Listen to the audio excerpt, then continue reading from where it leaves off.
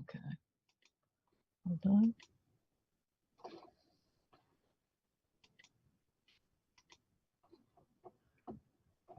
All right, let's get started.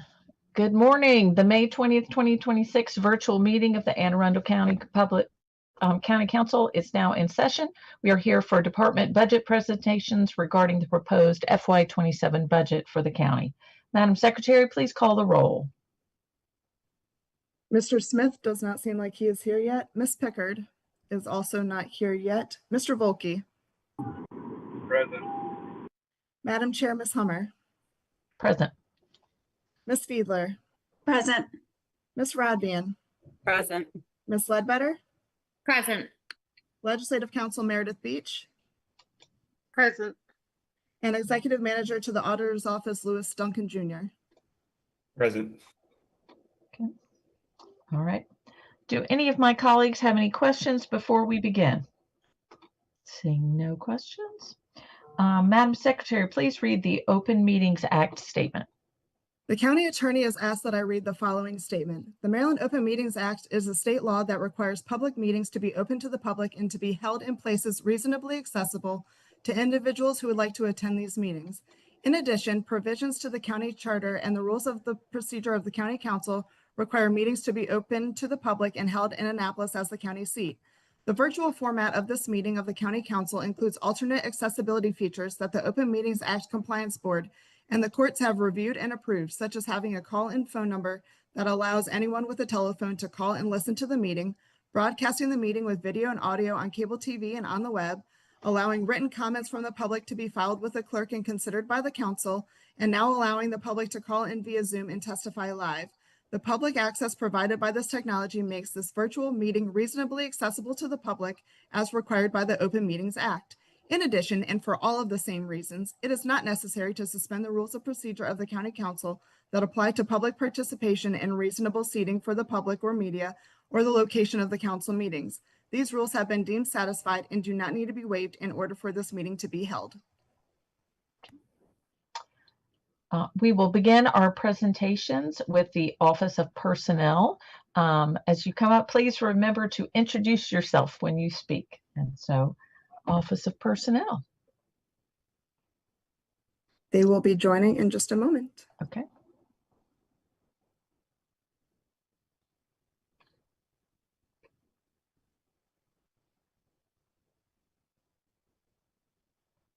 Good morning, Ms. Podolsky. Good morning. Kaylee, it's Stephen in the panel.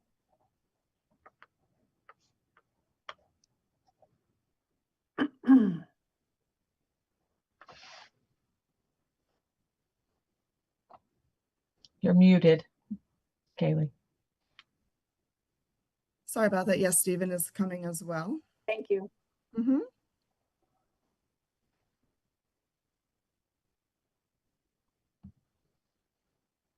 Okay, Stephen, I think you're ready. All right. Good morning, Madam Chair, members of the County Council. My name is Stephen Taru from the Budget Office. I'd like to turn everyone's attention to page 168 of the proposed budget book. I'll give you all a second to get there, because before I turn to Ms. Podolsky for her comments, I'd like to walk through a few of the changes in the Office of Personnel's budget. You can follow along on the budget book pages. That's the easiest way to do this. I'm actually going to jump to page 171 of the proposed budget book. This is going to go through the general fund of the Office of Personnel. There's an increase of roughly $950,000, and that's driven by three changes. Personnel services is going up by $833,000. $632,000 of that is related to pay, benefits, and turnover adjustments for their full-time employees. And roughly $120,000 is related to two new contractual employees related to background investigations. So between a contractual pay adjustment and full-time adjustments for her employees, that's the personnel changes there. In contractual services, there's an increase of $120,000. This is simply a shift of the software related to background investigations that the Office of Personnel uses from the information technology budget. So there's no increase to the cost of the software. It's just simply a movement from the OIT's budget to the Office of Personnel's budget. So just a swap there. If you go to page 172 of the proposed budget book, I'll talk briefly on the health insurance fund. There's an increase of $10.4 million here. These are costs related to our self-insured active employees. It represents a 6.5% increase in claims that we're projecting year over year, and that's on top of a roughly 10% increase that we've seen in claims this year. So over the course of those 2 years, it's almost a 17% increase that we're expecting in claims that what we've seen. And there's a small change in grants contribution other that's related to a pro rata share calculation. And that's a high level overview of the very few changes that are in the Office of Personnel's budget. And I'm going to turn it over to Ms. Badowski for her comments. Good morning, Madam Chair and council members. Thank you, Stephen. Ann Badowski, Personnel Officer. I have with me several staff members. I have Kelly Lovett, Assistant Personnel Officer for Budget, Health and Contracts, Tally Fretz, our Senior Personnel Analyst for Budget and Contracts, and Jackie Atkinson, Assistant Personnel Officer for our Class and Comp Unit. As Stephen mentioned, our proposed budget is $10.8 million, the majority of which is for our personnel costs. We currently have a nearly full staff. There are currently 3 vacancies, 2 of which will be filled soon. I think 1 possibly tomorrow, I think, is the start date. So with the new employee orientation. As noted on page 171 of the budget book, our largest increase is due to those personnel-driven costs for the pay packages and the addition of 2 background investigators for our public safety departments. And additionally, the software that we use is called eSoft that we use in our background for public safety process. We do not have any FY27 supplemental requests or significant other increases to our budget. However, we do continue to work very hard for all of our employees and our retirees, and I would like to highlight some of the other things that we do in this department and we've been making progress on. As some of you may know, depending on if you have our medical benefits or not, we awarded and implemented a new contract for medical and pharmacy for all active and under 65 employees that took effect January 1st of 2026. Care First is now our carrier, and CVS maintained the pharmacy benefit. We continue to upgrade our ADP platform, which is what we use for all of our HRIS system operations. We have upgraded in the past our benefits platform, and then our base operating unit. And this year we rolled out an upgrade to our e-time, our timekeeping place. So we are trying to get away from paper timekeeping. This is amazing and awesome. And then we also allow for online leave requests to come through that same process. Most of the departments are operating on this new platform, and they have transitioned into all those trainings, and the employees seem to like it. Additionally, we are working on an onboarding platform to kind of make coming to the county a little bit more seamless and getting some of those pieces done ahead of time before you get here. And we will roll that out in August with one of our new employee orientations come August. And then we continue to look at other enhancements to be more efficient in our processes here. We continue to explore and work with our departments on being better recruiters and doing examinations for both our public safety and our non-public safety department friends. We work with workforce development in those outreach efforts. We are attending career fairs at colleges and universities. And we've actually hosted 2 career fairs here at the Heritage Complex, one in the pouring rain and one which we moved indoors quickly. And one outdoors, and it was great. We have a lot of good partners with our departments who come to those. We've had over 250 possible applicants come to each one of those events. And so we will continue to find ways to reach more a diverse workforce. Another great thing that we've been doing here that I like to tout each year is our leadership development program. On Monday, we graduated our 5th cohort from that program. So we had 24 employees who spent 6 months going through that leadership program, our partnership with the community college on that, and they graduated on Monday. We will be kicking off our 6th cohort come the fall, and we are looking forward to the continuation of that program. Lastly, and probably the one that everybody cares about the most, it has to do with our negotiations that we do each year. For the past 2 fiscal years, we have negotiated 7 contracts each year because each of those 2 years we've had 4 groups that had 2-year deals. So we've sort of negotiated with 7 groups each of those 2 years. And we have reached tentative agreements This year with 6 of the 7, we did go to arbitration with one of those groups, and we recently received a decision in favor of the county from that arbitration. And so what I'd like to do is kind of walk through what the highlights of that is, which will also tie nicely to the pay and personnel bill, which was introduced on Monday evening, Bill 5026. I will start with IFF. They received a 2.25 COLA and a scale adjustment that increased the promotion to firefighter 3, captain, lieutenant, and then captain. And then, of course, it provides a step or merit depending on where you are on their anniversary date.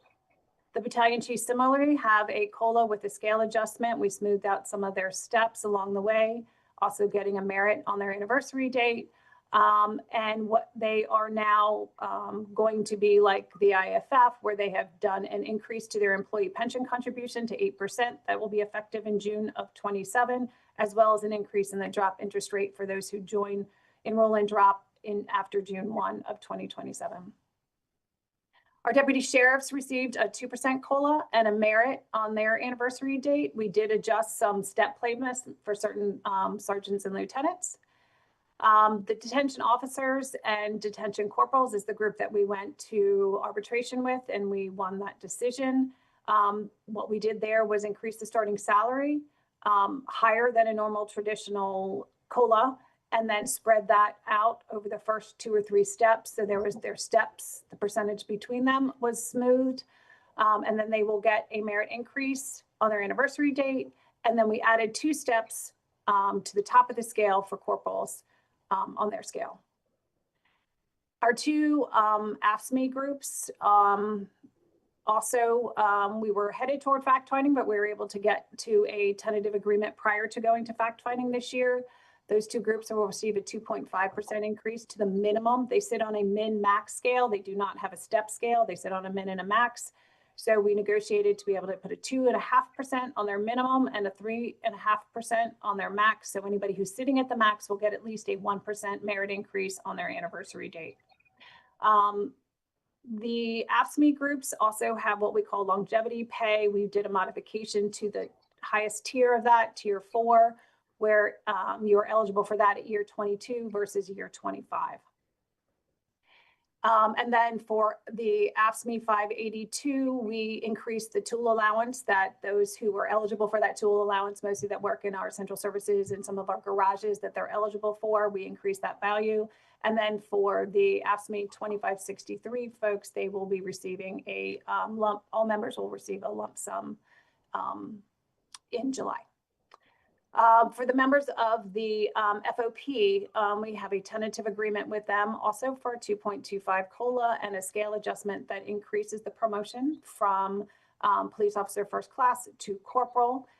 It provides for a step increase for everybody on their anniversary date and a lump sum for police officers and police officers first class in July. You may recall legislation last fall that allowed the police captains to unionize, and they elected to join the FOP. So this year, a lot of time was spent on wrapping the captains into that contract and their pay scale. The year 2 for FY27 of the groups that had 2-year deals include the correctional program specialists, CPSs over in the detention center. They will receive a 2.5% COLA and a merit increase on their anniversary. The detention sergeants will receive a 2.25% COLA and a merit on their anniversary date and a small increase in night shift diff. Park rangers will receive a 2.5% COLA, a merit increase on their anniversary date, and a lump sum for all in July. And the last group, number 11, police communication operator supervisors will also receive a 2.5% COLA and a merit increase on their anniversary date. All of those things are outlined in the pay bill, right? Not in some of them specifically, we use the code that is associated for them in the pay system, but that is representative of what is in the pay bill. In addition to the pay scales in 5026, the legislation also includes updates to the classification plan. Some of those changes, it kind of gets very detailed, and I don't want to get too bogged down in all of that for you, but I will give you some highlights of what those are. Over the past year, based on a side letter from what we had with the AFSCME groups last year. The class and comp team did a review of those pay scales and the classifications within the OS and the LM pay scale.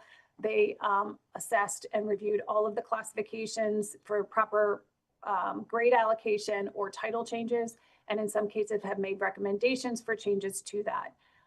So there's an update for some of those administrative positions that change their title, do not change their grade. And then there are several classifications on the LM scale that do actually change the grade of nine, I think, different classifications. So you will see that in there. The classification plan also includes other things that administratively the Office of Personnel has done throughout the year. I think just as a flashback, you may recall Bill 424 that changed some of the personnel actions and what we bring forward to you as legislation versus what administratively we can do. So anything that was administratively done during FY26 is included in this, so you can see those changes that didn't come through to you as a legislative personnel bill. So that is in there. The other interesting things that we had done in that pay bill, we have, if we have created a new position, and I'll just give the example of the deputy emergency manager, it is now a merit position. And so we created that as a merit position. And then when the exempt position becomes vacant, when they advertise for this, and the exempt position becomes vacant, it will go away. So it's a +1 -1. So it's not an additional position. It's just a change in classification from exempt to merit. Additionally, we created, again, this also stemmed from negotiations with the deputy sheriffs, the creation of a new classification called Deputy Sheriff First Class. And so we worked hard in trying to marry that onto their pay scale. It does not come at an increased. There's no promotion with that. Similar to the FOP, it is just a stripe that you get after 2 years of being a deputy sheriff. And so, but we married that into the growth of that rank structure and what it then takes to become a corporal and then a sergeant and how many years. So those changes are in there as well. And then we had some other cleanup language just for consistency on how we label things on exempt and classified. So for title changes such as police major, exempt, police major, merit, or classified. So we just tried to do some cleanup and consistency. If anything was affected that they needed a financial disclosure, we added that language in there. And that is really the highlight of all the pieces without going page by page on what each edit is. But I am happy to answer any questions you have regarding my budget or the pay bill, which I have no doubt you have not read since your activities have been so busy between now and Monday night. So thank you for your time. Ms. Fiedler. Thank you, Madam Chair. Thank you, Ms. Badowski, for running through all of that, and especially for mentioning the administrative changes, because I know that's something that we discussed in depth when that bill was before us and how we would see it in the future. So thank you for pointing that out. I have a question, and I don't know if this would be for you or for Stephen, but looking at the claims, the health insurance claims, 25 to 26 seems, there just seems to be a larger jump in 27. Do we know what that is attributable to? Or is this like not an anomaly? It looks like an anomaly in the budget book. So Stephen, I'll take the high level and then Tally, you or Stephen can jump in with any more specifics, but we have seen an uptick in actual claims experience. So people are actually using the benefits more. In addition to this past year, we have had a higher number of higher claims, right? So more costly situations that have impacted that this year. Okay.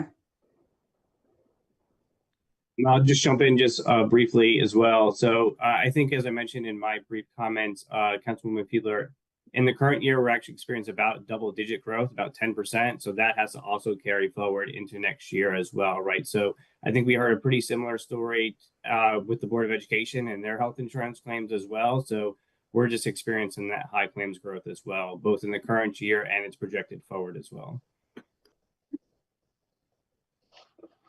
Okay, thank you. Okay. Ms. Ledbetter. Thank you, Madam Chair. Ms. Badowski, this might be an impossible question to ask, or rather to answer, but when you mentioned just to Ms. Fiedler in your answer that there's been larger claims than in the past, is there any, and this is the part that might be hard to answer, is there any explanation as to, is there like a cause for that that is easily to identify, or is that more of a, these things ebb and flow, and sometimes there's just bigger claims and sometimes they're lower? I'm just kind of curious as to the why, if that's even possible to know.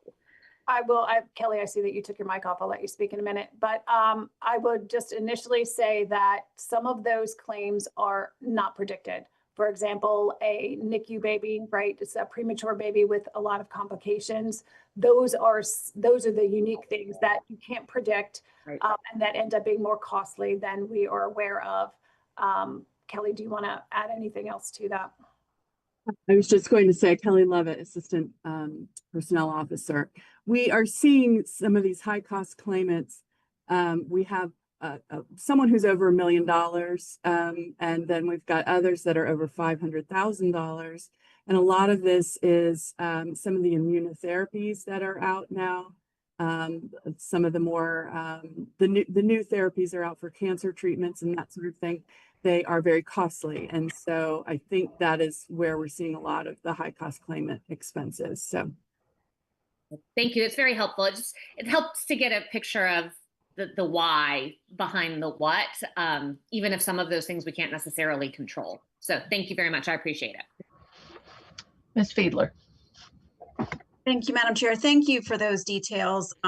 Certainly appreciate, although, obviously sad situations for employees and their families, but knowing the why a little bit is very helpful. I want to circle back to contracts, the increase in contracts. What are the terms of those? We have a contract with all bargaining groups. So the 2-year contracts will expire at the end of FY27, and all the ones negotiated this year are 1-year contracts. So there will be 11 bargaining groups at the table next January. And who are the groups with the 2 years? Sure. The ones that will be going into their 2nd year this year are your correctional program specialists in detention, your detention sergeants, park rangers, and police PCO supervisors. They all last year in FY26 negotiated a 2-year deal. Okay. Do you foresee moving to 2-year deals in the future for more units, or is this likely where we will stay for a while with? That is hard to predict. Okay. I think that for the past 2 years, having been able to get 4 groups to 2-year deals, rotating those 4 groups each year was, I called it a very huge success, because we had been on a 1-year track with all bargaining groups for many years. Yep. Some of that goes back to a time when the economy was very tough. There were multi-year deals. The county had to kind of renegotiate them and open them up, and memories are long. So I think there is hesitation to go too far beyond 2-year deals, but I will certainly continue to get rotating 2-year deals. So it certainly makes life a little easier. Thank you. Are there any other questions by council members? All right. I don't see anything else this morning. Thank you, Ms. Badowski and team. We appreciate you. Okay. Thank you. All right. And next up is the budget office. Mr. Trumbauer, now you get to speak in a different way to us. I do, as a department director. So thank you, Madam Chair, members of the council. Chris Trumbauer, budget officer. I think I have Bo Zhao here, who's the budget office analyst as well. We're going to run you through the very detailed presentation for the budget office. You can see it in the budget book on page 162, but I'll basically call your attention to the next page on 163. This shows the comparative statement of expenditures. And as you can see, there's very little change. The only increase from the previous year is the incremental addition of the pay package. So there's nothing new in the budget office. There's really nothing to bring to your attention. We like being boring. The one thing I will mention to you all is that we do have at the moment 1 vacancy This is the capital budgeting position that we got in the FY26 budget. That is under recruitment. It's being advertised now, and so far we've got a pretty good response for applicants. So we expect to have a productive hiring process for that. Other than that, nothing really new or exciting to tell you about, but happy to entertain any questions. Okay. Are there any questions for Mr. Trumbauer? You got off easy. So. Right, but remember, you're not rid of me because I have to walk through finance non-departmental with you. Yes. All right. Thank you, Mr. Trumbauer. Oh, that's also your, you are now up again with us for finance non-departmental. Yes, thank you. Chris Trumbauer, Budget Officer. Thank you, Madam Chair, members of the council. I will walk through the very exciting finance non-departmental. You remember every year I refer to this as the Island of Misfit Toys. But a lot of this is just moving money to different funds and accounting for where money ends up. But the easiest way to do this is just walk you through page by page. So if you have your budget books open, this starts on page 144 of the FY27 proposed budget book. And that shows you the overall chart of all of the separate components of Office of Finance non-departmental. But now I'm going to go through a page flipping exercise and walk through each one individually. So if we start on the next page, which is 145, this is the Permanent Public Improvement Fund. Remember, we set this up at the beginning of the Pittman administration, and this takes 0.1 percentage point of the income tax rate increase, and it pays off the debt service for the $250 million of PPI bonds, which supported all those fund projects in our capital program over the last 6 or 7 years. The next page is pay as you go. So this is the overall amount of cash that we're putting into the CIP to support capital projects. You can see this is up a little bit from last year. You'll remember from my budget officer presentation on May 1st that we tally up all the fund balance and the savings from expenditures and the overachievement of revenue. And the majority of that we put into the capital program to support all the good projects going on there. Next page are tax increment districts. Sometimes you'll hear these referred to as TIFs. You can see the chart on the right of the page shows all the accounting for the different active ones. I will say the TIF with the most going on right now is the Odenton Town Center TIF, and most of the revenue from that is supporting the parking garage TOD project. But there's also been some revenue there that supports sidewalks and other things in the Odenton Town Center district. Moving on to special tax districts, these are different than TIFs. They are delineated areas that have a different special tax assessment on them, and that supports public infrastructure inside those districts. You can see that there's 4 listed on the table there, and we get a accounting every year from UniCap that tells us the correct assessment based on all of the agreements for those STDs. Next page is debt service. We're on page 149 now. This is just the interest on the bonds that we take out to fund all of our capital improvement projects. There's a breakdown under the chart that shows you the component units. And as you can see, the general county bonds and the Board of Ed bonds are where most of the action is. But we also have the debt service for our friends at the community college and the Compass Point Golf Course as well. Okay, so now this next page is mandated grants. So this is where the city share of the sales tax goes, and also the city share of the 911 trust fund and the fire protection aid. So this is just kind of a weird little accounting of sending money to different places. You can see that there's an increase this year, and that is primarily due to the state cost shifts for SSTAT and retirement for teachers and community college employees. Next page is contribution to parking garage fund. That pretty much is what it says. This is a static amount every year. It's 170 grand, and that remains unchanged this year. The next one is our installment purchase agreements. You'll see this again in a couple other pages for the actual debt service for it, but this is the program that supports real property easements on farmland, open space, and other agricultural areas. Okay, this one is the contribution to the self-insurance fund. We are now on page 153.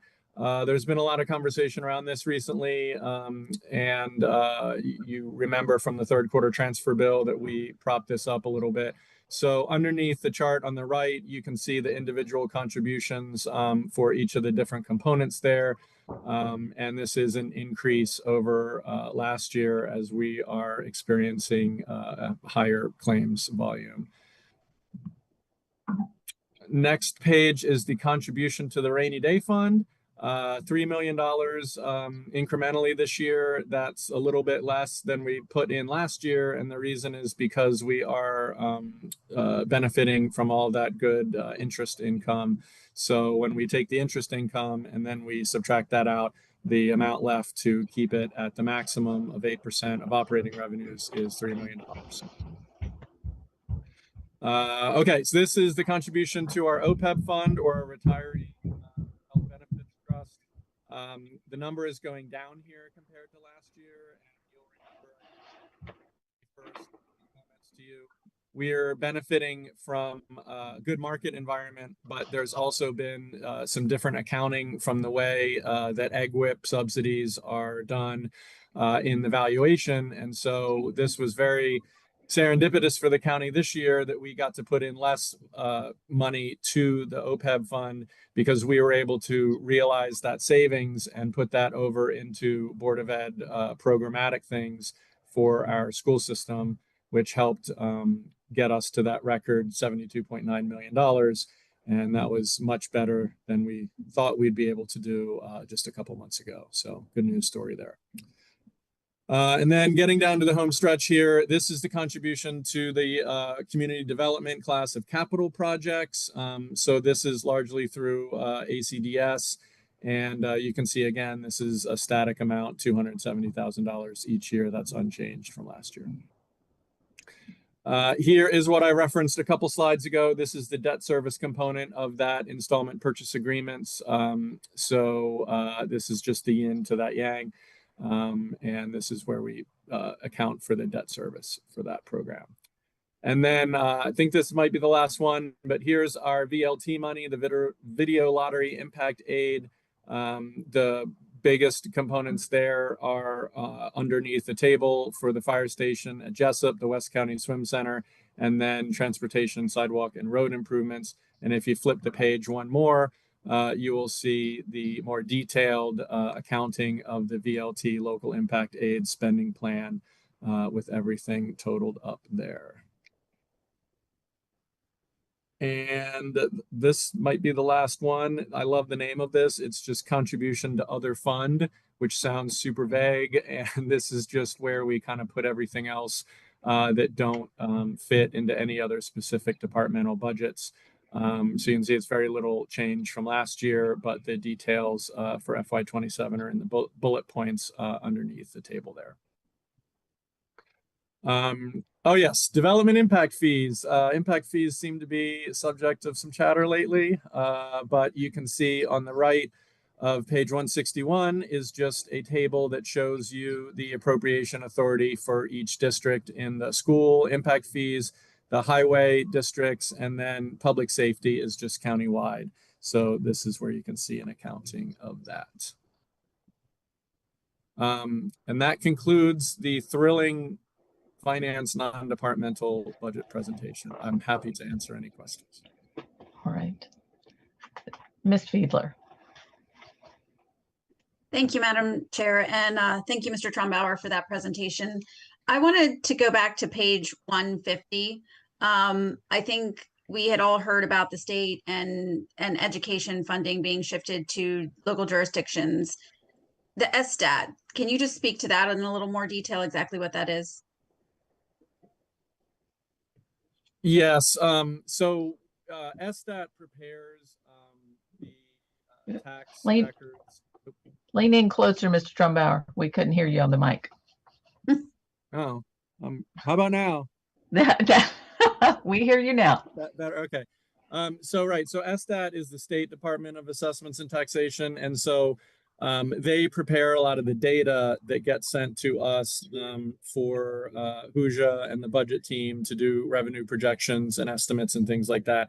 And over time, the state has been shifting more and more of the cost of that service over to the counties. So even though it's a state agency and it's state employees, they're essentially charging counties for cost share of providing that information to us.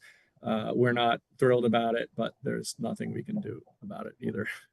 Yeah, I appreciate that. Do you anticipate this is going to go up year over year, or is this going, what does the future look like there? I'm not sure there's much left for them to shift. If Stephen Okay. is on, he may be a little bit more familiar. So Stephen, is there anything left for SDAT that they can send to us, or are they close to giving us the full load? I don't want to speak incorrectly, but I'm pretty sure that this is 90% now that local jurisdictions are responsible for in terms of the total cost of the State Department of Assessments and Taxation. So there's only 10% left. So this will go up as, SDAT's budget goes up at the state, but in terms of a percentage shift, there's not a whole lot left that they can shift to the local jurisdictions. Okay, thank you. Mr. Volkey. Thank you, Madam Chair. I just want to ask you, Mr. Trumbauer, at the budget hearing last night, we had an opportunity to hear from somebody who used to be in the budget office talking about the use of PAYGO in capital projects and what that looks like and how that actually in this budget exceeds what we're doing in terms of bonding and the CIP. And I guess you heard it. I don't know whether it's right or wrong, but I wanted to give you a chance to respond, and I wanted to get your feedback on that and kind of your thoughts on those concerns that were raised, if you have any.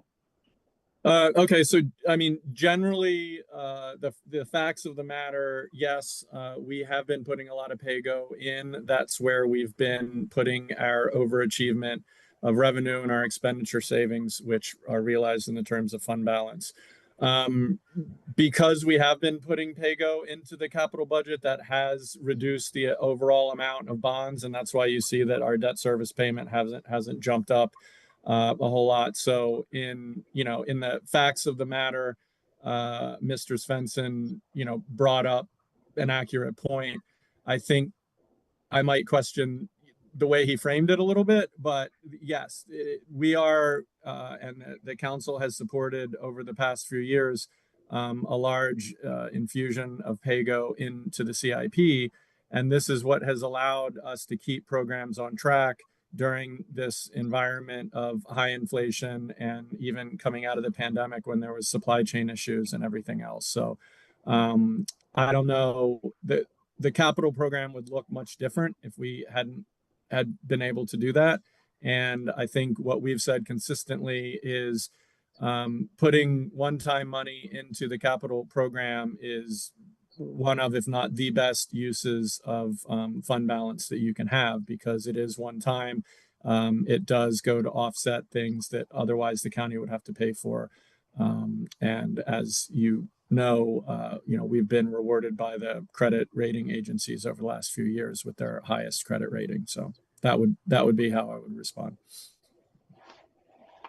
Yeah, I appreciate that, and I guess you'll think that some impact longer term to the way you have to structure the capital improvement.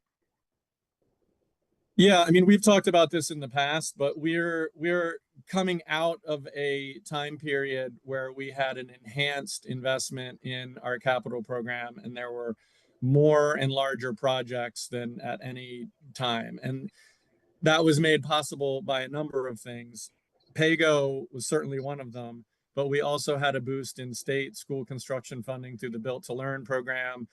We were able to put some of our federal recovery dollars in there. And then the county itself had the PPI fund, which was $250 million infusion. So all of that was a big slug of capital investment. And that's frankly what made possible the Old Mill master plan getting done, and also a couple big public safety and road projects getting into the program that had been held in a backlog before that. So what I expect, Mr. Volke, is that this year and maybe next year is kind of the final tail, will be the last of that slope, and then the new administration will have an opportunity to set kind of the direction of the next capital program, because a lot of those big projects are moving out, and so there will then be bandwidth in the CIP to add a new cohort of programs.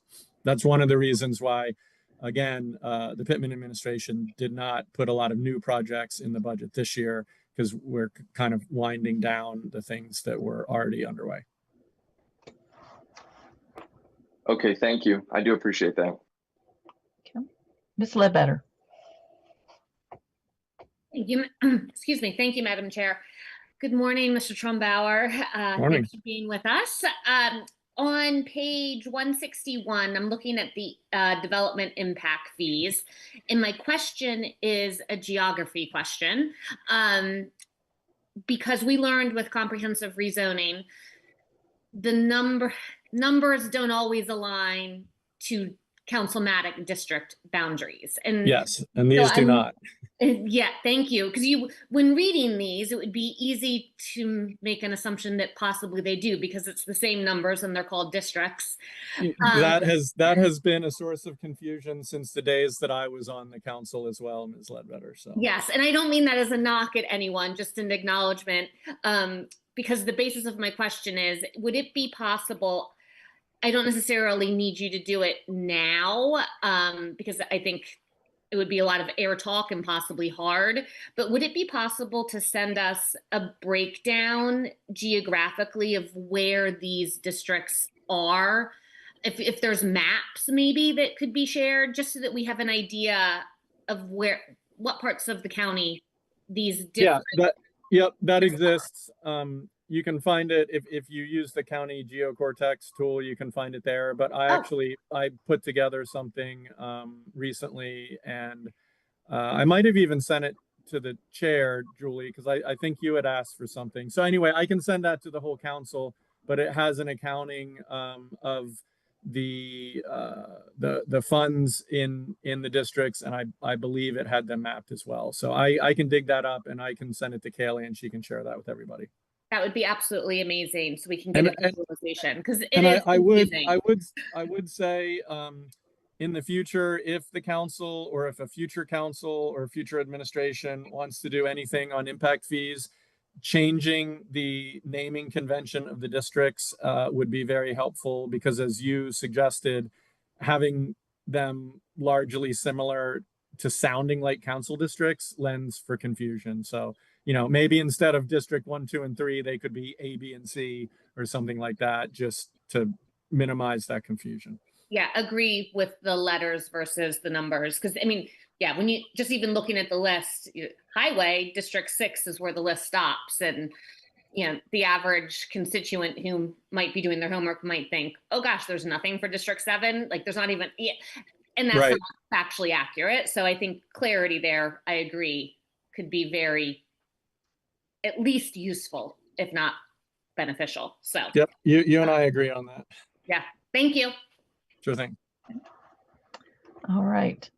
Any further questions for finance non-departmental?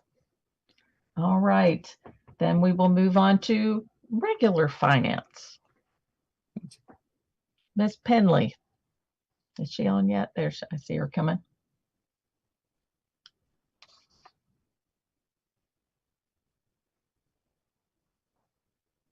Good morning. Good morning. Morning, County Council Chair, Madam Chair, Hummer, and members of the council. For the record, I am Billy Penley, Controller for the Office of Finance. Welcome to the Office of Finance. I first would like to introduce some members of my team. Joining me this morning, Eddie Kalikali, Assistant Controller, Brian Schenk, Manager of Financial Services, which many of you see as a frequent flyer to county council meetings, Laura Brenzel, Manager over Billings and Customer Service, and Allegra Wynn, our Revenue Manager and Systems Analyst. Before I jump into the budget, I just would like to brag about all the things that the finance team does behind the scenes. So moving to the next page, please. We manage the county's finances and protecting them. And in doing so, with your help and kudos to you, Anne Arundel County received their AAA rating for the 4th year in a row. This is some accomplishment, achievement. We are one of 49 counties that are able to do that in all the counties across the nation. Thank you for your support. Moving on to talk about our organization. On this screen is our organization chart. We have 83 employees. We have about 9 vacancies right now, all under active recruitment. One starts tomorrow. Others of advertisements are going on. But they're all in action to be filled as soon as possible. On the left-hand side of the screen is the assistant controller. Under that side of the house, we have accounts payable, cash, debt management, financial reporting, fixed and leased reporting, capital projects, grants, investments, general billings, and bond sale. On the right-hand side of the screen is billings and customer service. This is where all the property tax bills go out, utility bills, front foot, allocations, etc. We also conduct an annual tax sale. We have recordation and transfer tax, customer service, cashiers, and sales and use tax. Moving on. I've spoke to these on the other screen, but I just wanted to have them for your reference going forward for our accounting control, and likewise for the following screen for billings and customer service. Moving on. Here I'm sharing the numbers, for what I've shared what we do. This is the volume that we go through each year. Here for your reference. If you have any questions, feel free to reach out and ask me about them. Moving on to accomplishments.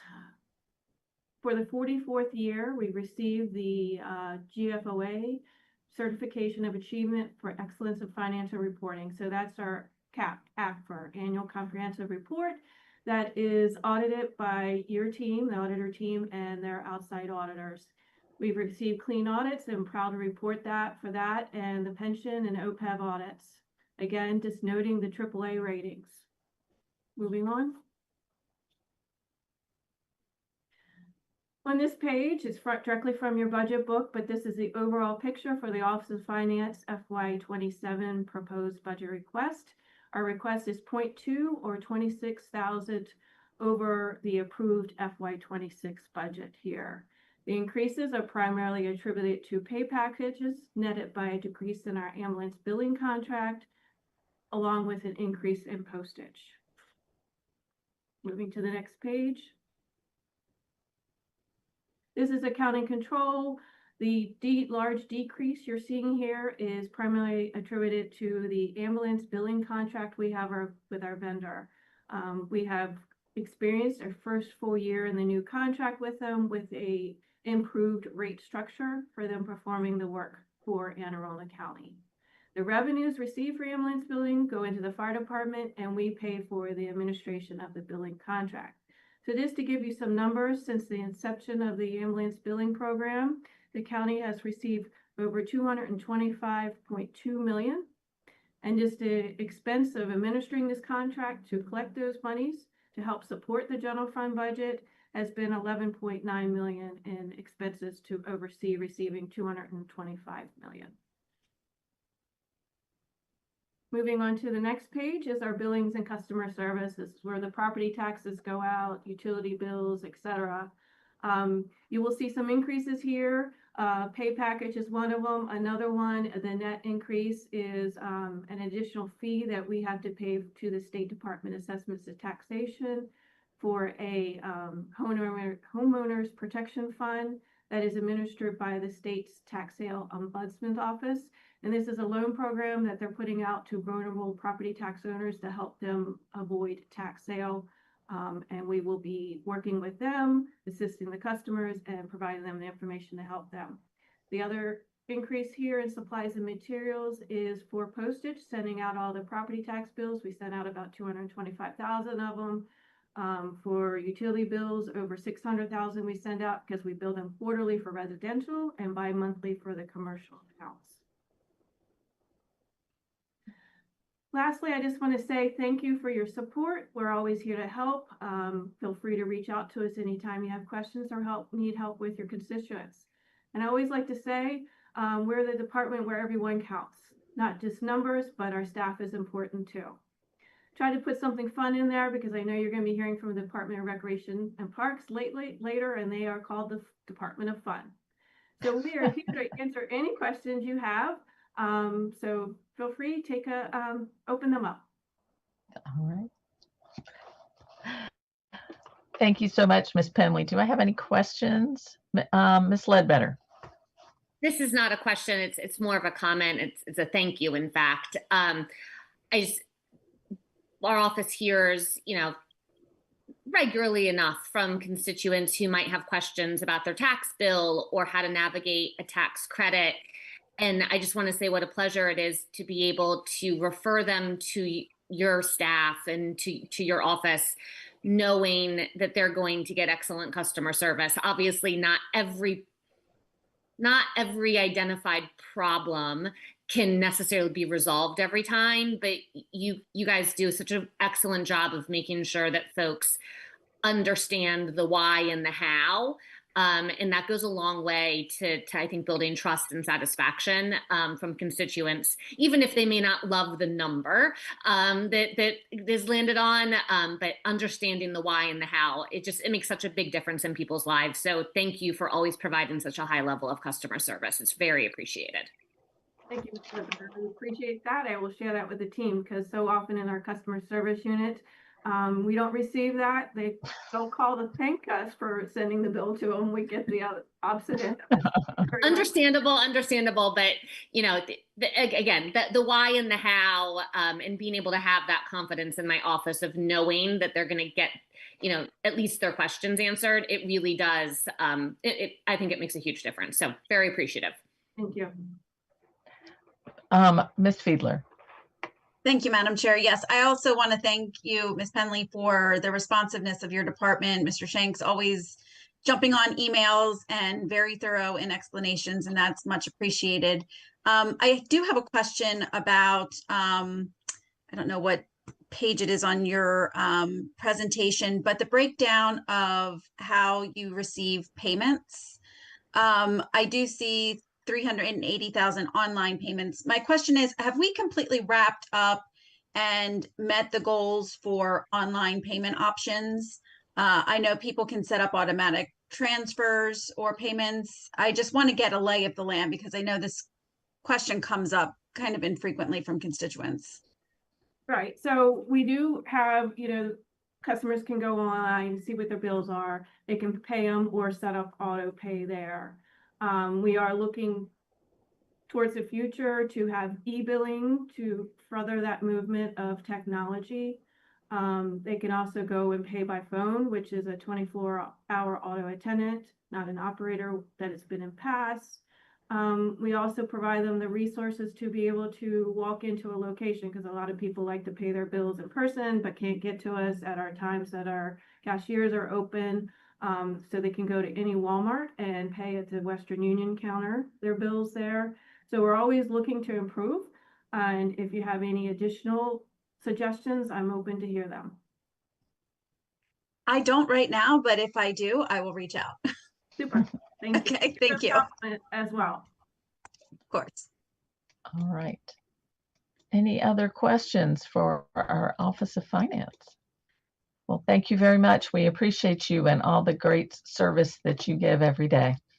Thank you to everyone. And in the face of not always being the most popular of the offices to the citizens, y'all do a great job. We try to help. We try to be compassionate, but there's sometimes it doesn't work. But that's right.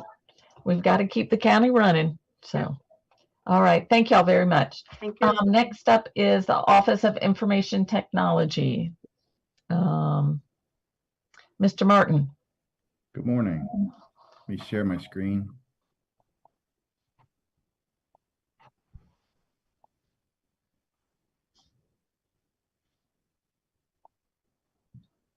Okay, is that visible?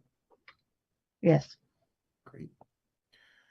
All right. Good morning. I'm Jack Martin, the County CIO. With me today, I have a few of my team members, including Mike Tarquinio, our deputy, and Kay Hoffman, our lead admin, and Donnie Green, our CISO, Chief Information Security Officer.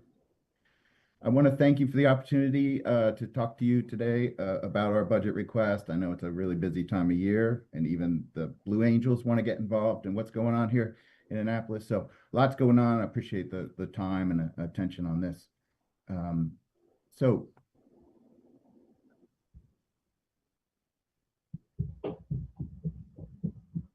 about OIT mission and our functions. OIT's mission hasn't changed. The mission is to be a trusted partner and deliver secure, reliable services and data to support county operations and the public. We have a lot of trends going on in IT. Things are constantly changing. It's our job to stay up with those and work with our departments to take advantage of technology solutions and advances. We have a lot going on still in the mobile area, and we work hard to find the most secure, reliable wireless access for all of our county employees, especially in public safety area. We have more and more mobile devices, so our job is to make sure they have secure and reliable connections to do their work.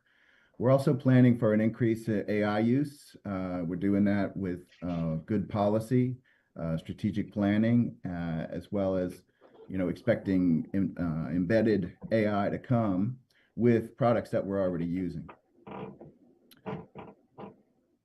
So also we are working on a transition from standalone applications to platforms, and we see this as a very good investment for the county. For OIT operations specifically, we're migrating to a centralized software platform for logging, communication, asset tracking, and reporting, which is essentially able to provide a 360-degree view of all our applications and our infrastructure. The term for this kind of technology is ITSM, or Information Technology Service Management. It gives us much better reporting on our activity, so we see it as a great advancement.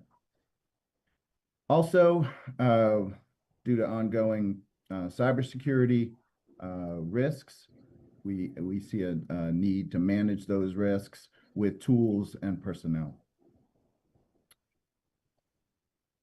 Here's our OIT organization. We have 7 teams.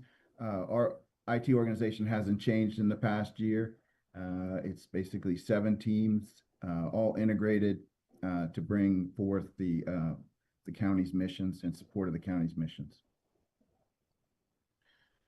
So on this slide, what we wanted to do was put together all of the major projects on the software side over the past 7 years. So reflecting probably about 2 election cycles that have been approved by this county executive and many of you, all of you actually at some point. And so we wanted to show the progress in this area specifically. I think it's quite extensive. None of these are minor, but the important thing about this is that bringing these to bear means that our departments have more tools and more information at their fingertips to meet their specific missions.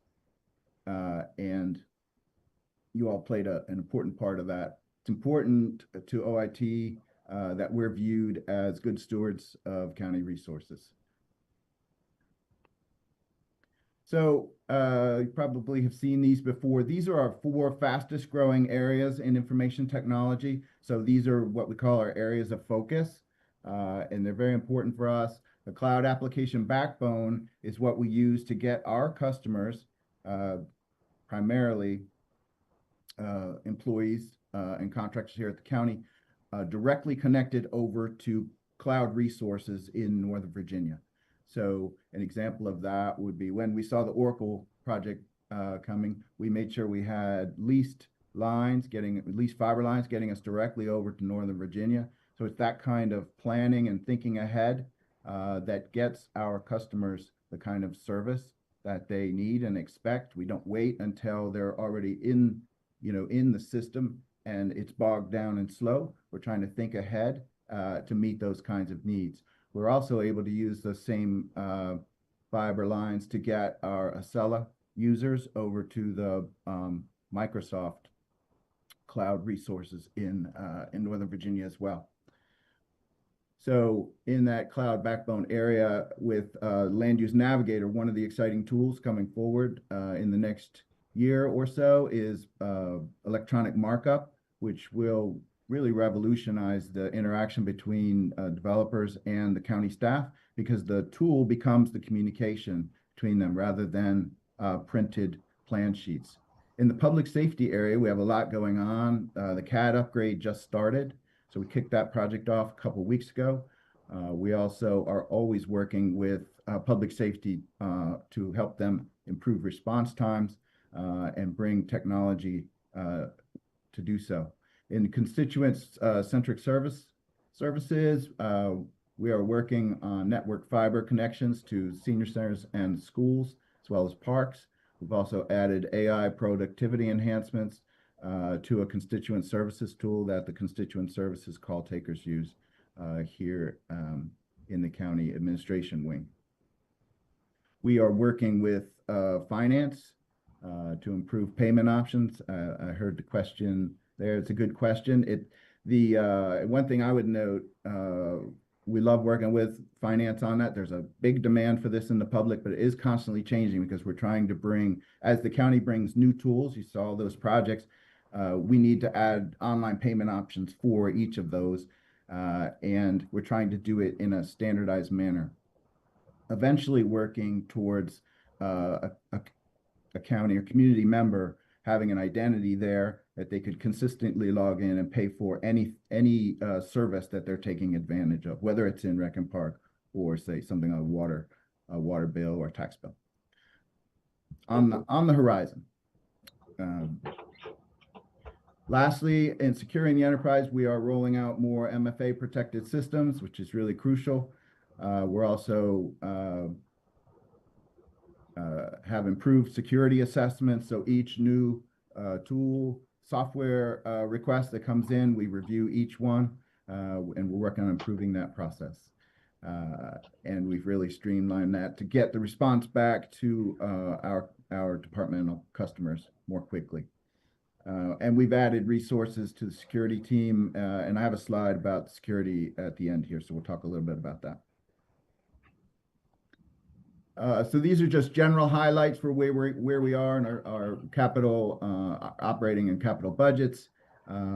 For operating, we have a lot of projects moving from capital into operating as planned. This does boost our increase our request for operating funds. But the good news is that means that these projects have all successfully launched and are now available for the departments to use and leverage for their mission, including, Land Use Navigator, Cisco tools, Voice over IP, Apricot services for aging and Axon for the police department, as well as Arctic and public safety radio. Inflation is affecting software and hardware, maybe even more than other items. So we are seeing that increase our costs more than it has over the past few years. That is also impacting our budget request. We have requested 6 new proposed application support positions for the business side of the new Oracle system we're calling Harbor here in-house, to provide business side support, primarily one for DPW finance, one for budget, one for purchasing, and one for finance. And also in our request, you'll see a reclass for one customer service manager, as well as a contractor conversion for a network engineer. On the capital side, we have 4 large IT projects underway right now that take up a lot of resources. The Oracle system the CAD system, Land Use Navigator, that's Acela, and ADP. On the CAD system, we kicked that off, as I mentioned, last month. And on the Oracle system, moving from a 25-year-old system to new modern technology has a huge impact, but it also has a lot of potential for us at the county, which we need, and we view that as a positive thing. One of those items is a tight integration between ADP and the Oracle system for finances that can bring over information about personnel costs more quickly for analysis. I know that's something that the budget office uses all the time. Also, in the capital area, we have Greenberry Point Tower Engineering will go out to bid this summer. The next phase of Land Use Navigator includes wells and pools. That's for inspection. And also the E-rate work with county schools is progressing and on schedule. So it's on budget and on schedule. So for our request for next year, these are just a few highlights. The network request to replace out of support equipment, especially in closets and county buildings, but also elsewhere. That is for $5,433,400. We have a water billing system replacement planning. So we're going to, this isn't to replace the whole water billing system, but to start the planning phase to do that. And that is looking forward to some, to have a good integration with the work that DPW is doing with one of their water projects, automated metering infrastructure. So we want to make sure that we don't miss the opportunity and fall behind while they've brought their new technology forward. We want to be able to meet that and support the finance department, because it's, with water, it's really co-ownership of the customers between DPW and finance, and IT's in the middle in a support role. For eBuilder, we're planning a replacement of the eBuilder system to support DPW specifically, and that is to bring a new way to manage capital programs. It will also integrate with the new financial system, so we're looking forward to that capability. And there's some replacement of out of end-of-life Microsoft Office licenses. This is our OIT capital budget on a page, and I'm going to hand it over to Naomi to talk a little bit about some restructuring we did with the project numbers and the items that are in those projects. Good morning, Naomi McAllister, Capital Budget Analyst in the Office of Budget. Can everyone hear me okay? Okay, great. So before Jack begins with the capital portion of his presentation, I would like to provide context of a significant change we're requesting for the FY 27 to 32 capital budget and program. Currently, the county utilizes the capital project C5196, which is the Information Technology Enhancement Project. It's on 25 of your budget book. And that project basically addresses the large strategic IT objectives for the county. However, for fiscal year 27, we're proposing dividing that scope up into 4 separate capital projects.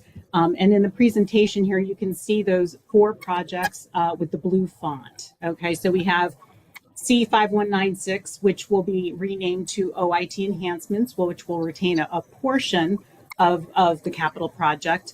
We are creating a new capital project for IT corporate infrastructure, which is on page 47. We will continue with the F5863 capital project, which is the Public Safety Enhancement Project. That is on page 77. And the second new project is C5949, Network and Security Enhancements. So by establishing these refined scopes, project managers will be better equipped to manage budgets, timelines, and the deliverables. So overall, we feel that this new structure will be a more effective way to oversee the county's expanding IT needs. So I just kind of wanted to provide a little context before Jack starts digging into some of the details there. So Jack, turning it back over to you. Thank you.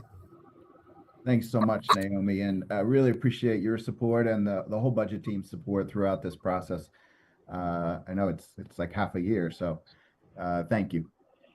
So this is the new look of the IT budget, and we really appreciate the support of the budget team arriving at this.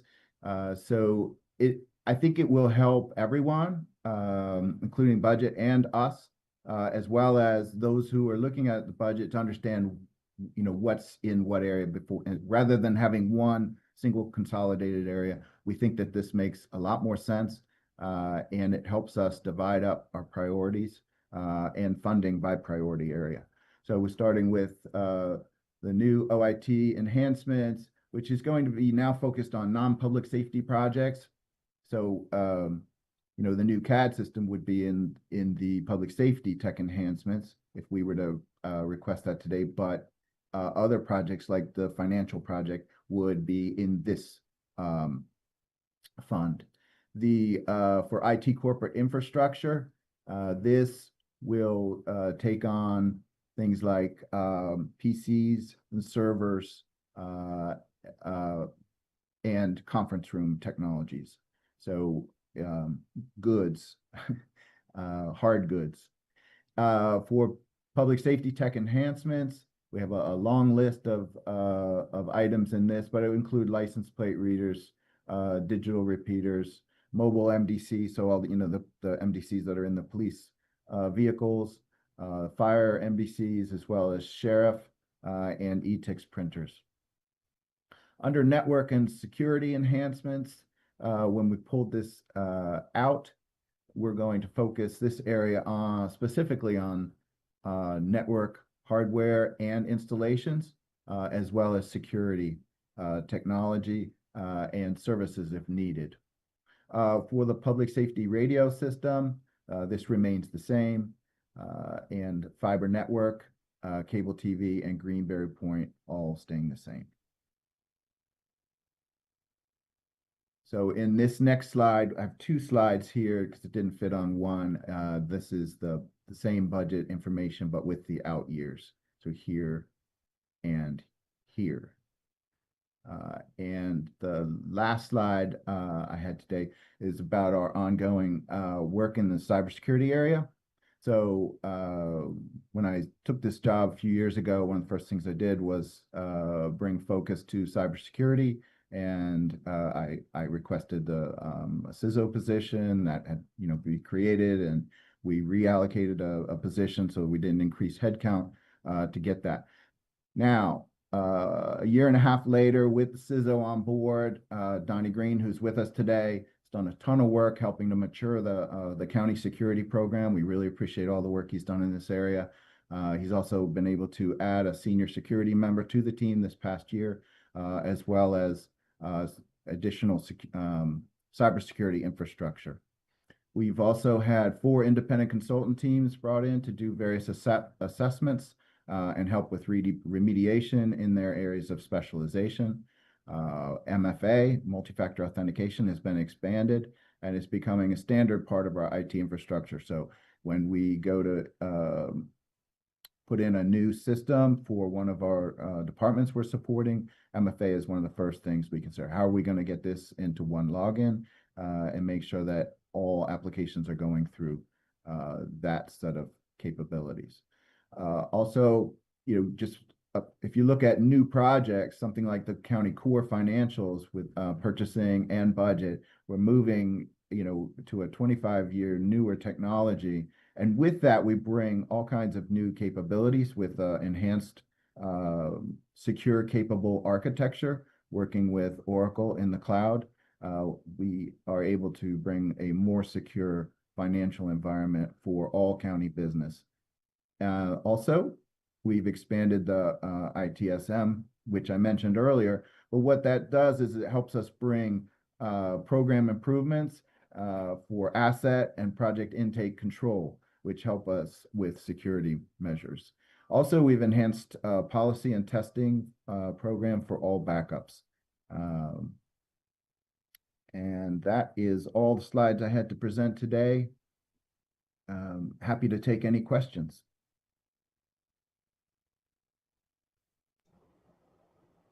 Mr. Smith.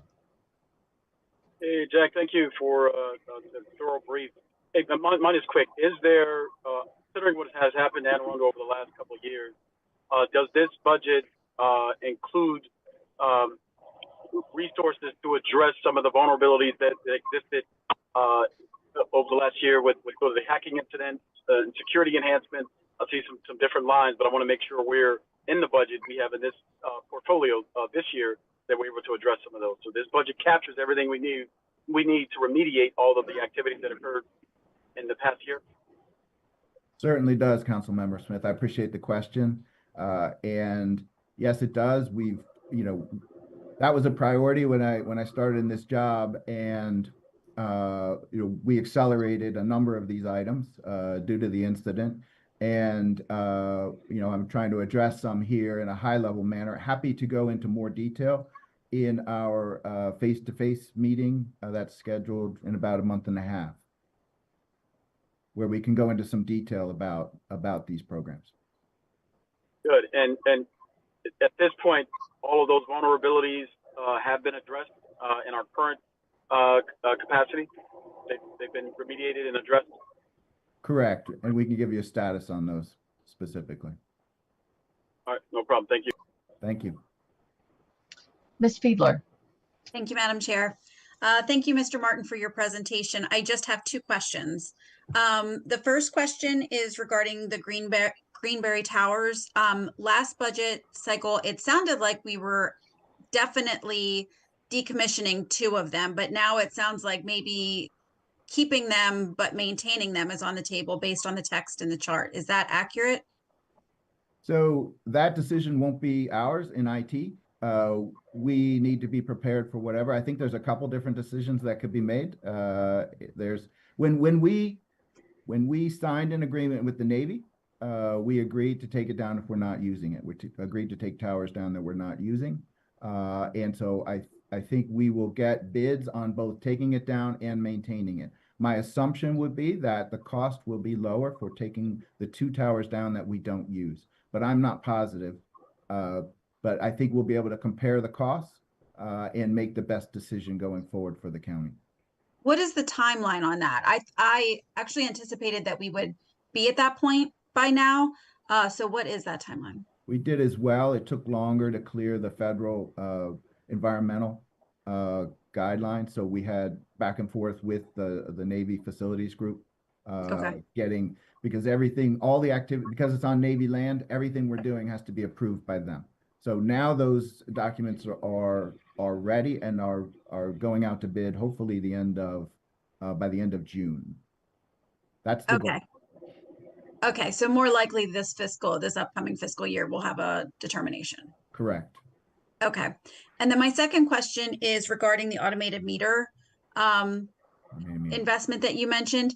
I know DPW wants to do a pilot first. So is the money proposed in this budget just to cover the pilot or for the full program when it comes online after that? I'm glad you asked that question. None of the money in our program supports the engineering for the water process. The money in our program that we're requesting would go to support a new water billing system that would better integrate with the new AMI system. Okay, perfect. So it will help the full program in the future. Correct. The idea is that to have a water billing system that is built to interact more closely with the automated metering infrastructure so that data flows very, hopefully in a streamlined manner for our customers. Great. Thank you so much. Certainly. Mr. Volkey.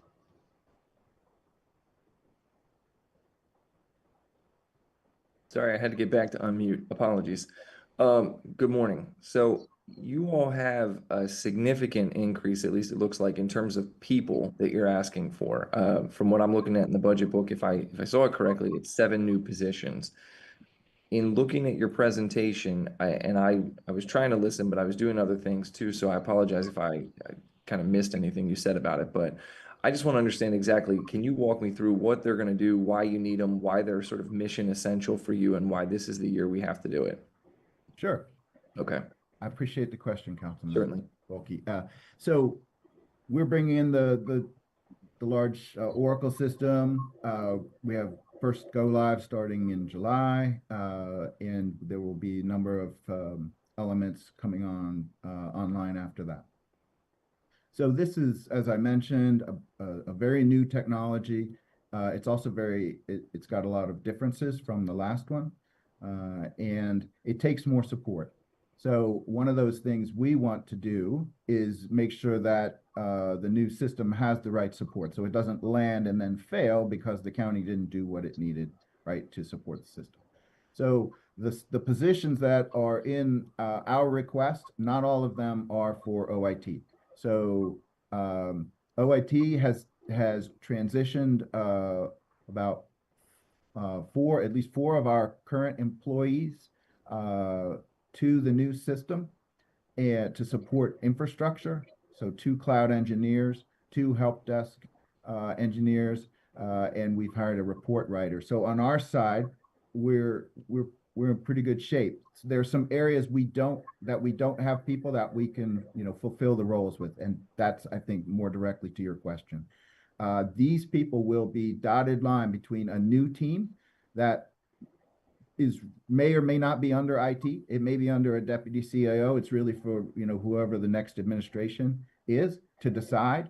But there's a new team that will be focused just on ensuring the success of the Oracle system, the financial system, and all its elements. And 4 of these people that are requested will be in the various departments. So 1 in finance, 1 in DPW, because of all the finances they do and the importance of the capital programs that they manage, 1 in budget, and 1 in procurement, because of procurement and finances going back and forth. The other 2 roles that are IT oriented, but wouldn't necessarily be under the IT infrastructure, would be in this new group. A dotted line to IT for support, but under the new team, and that is 1 person to manage testing.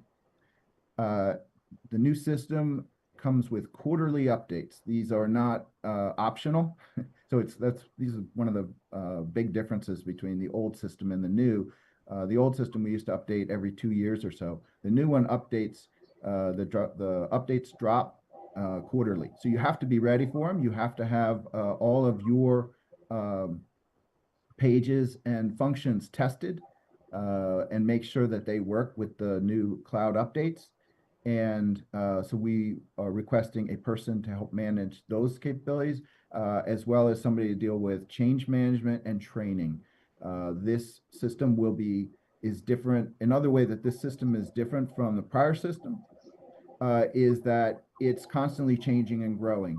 So we have opportunities to customize and improve this system to tailor it to our business needs, or to tailor it to business needs where we want to make the county function better. Maybe not the business process that we had in the old days, but maybe something we're shooting for a future, for a better process. So that person, change management and training, will focus on making sure that people are trained in the system. As the system changes, they'll be introducing that. As we need to make changes to the system, they'll also have the capabilities to communicate on that, document that, and help bring those changes forth with the business leads in the various departments. Thank you. Can I follow up, Madam Chair? Yes, go ahead. All right, Director Martin, thank you for that. And so I guess looking at page 179 in the budget book, the 4 new systems analysts that are noted, are those the 4 that you were talking about that are going to be embedded within finance, budget, these other departments? Or are those people who are embedded found in their budget requests for their departments, and these are 4 for you in OIT? That's just what I'm trying to make sure I understand there. Thank you. Certainly. Thank you for the question. So the 3 of those are 3 of the ones I'm talking about. 1, finance already has the position that they had requested, and they are actively hiring that. So that's the 4. And then additional 1 of those is for county IT. I believe that's for the conversion, contractor conversion in the network engineering area.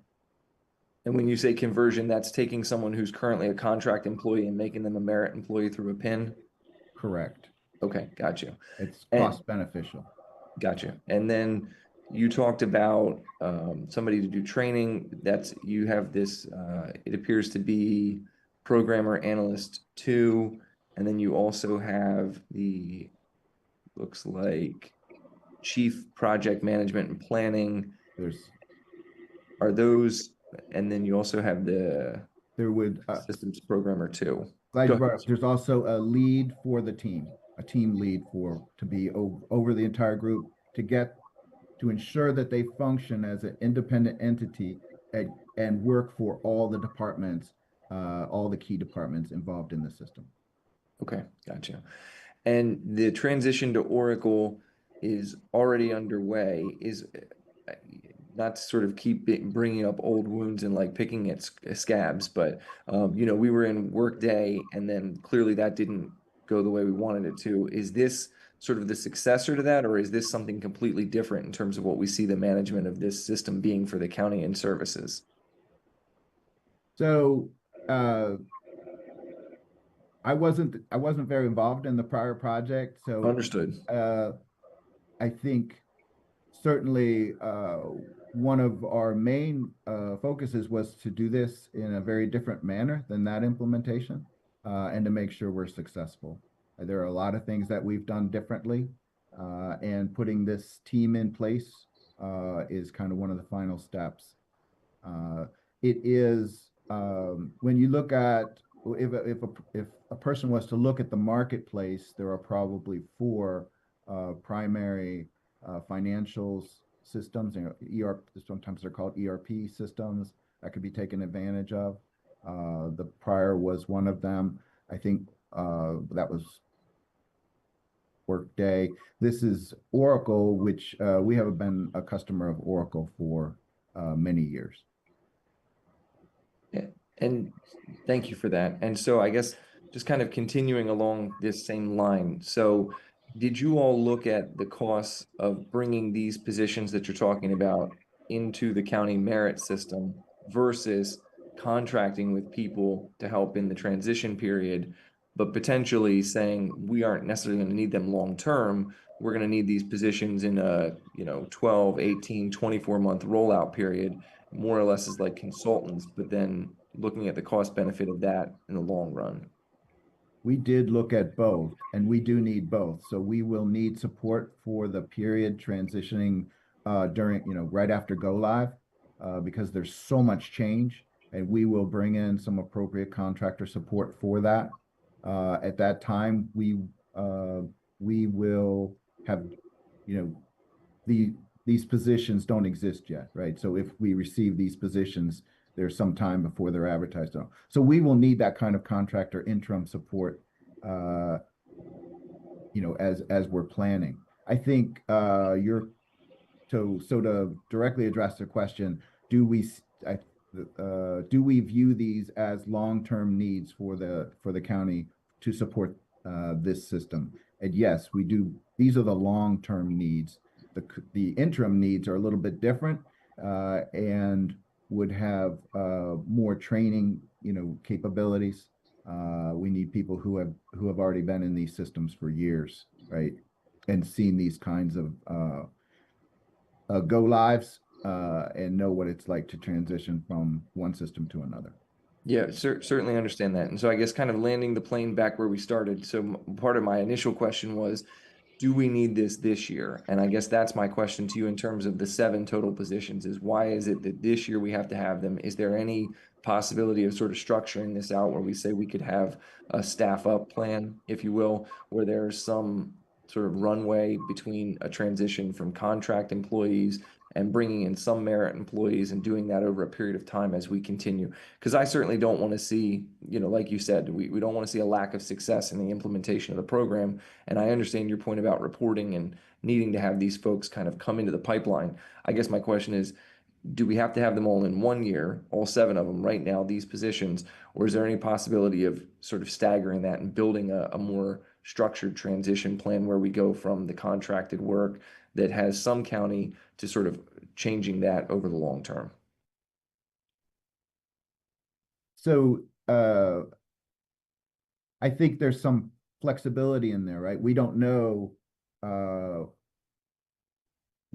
exactly when the county will need these positions, but we know it will be in FY27, right? So I think there'll be a staggered period where we have the interim support, and then we're advertising and trying to find the right people, and kind of in a goodness of fit curve, right? Who have experience, hopefully have some government experience, but have some other experience, but definitely have Oracle specific experience, which is what we're looking for. The exact timing of that, it could be, in the 3 to 6 month time frame, just being realistic for advertising, getting it out into the hands of the right people who are interested in applying and getting the right experience. But do I think that's FY28? I think that it would put the whole system at risk if we wait another fiscal year for that. Okay. But I agree, there's a transition period there, and we will be needing outside contractor support in that transition period before these people's PINs are even available. Understood. And thank you. That landed directly on the question I was asking. So I appreciate the answer, because sometimes we don't always get them quite that direct. So I appreciate that. May I ask another question, Madam Chair? I don't see anybody else's hand up, so that's why No. I'm okay. Go ahead.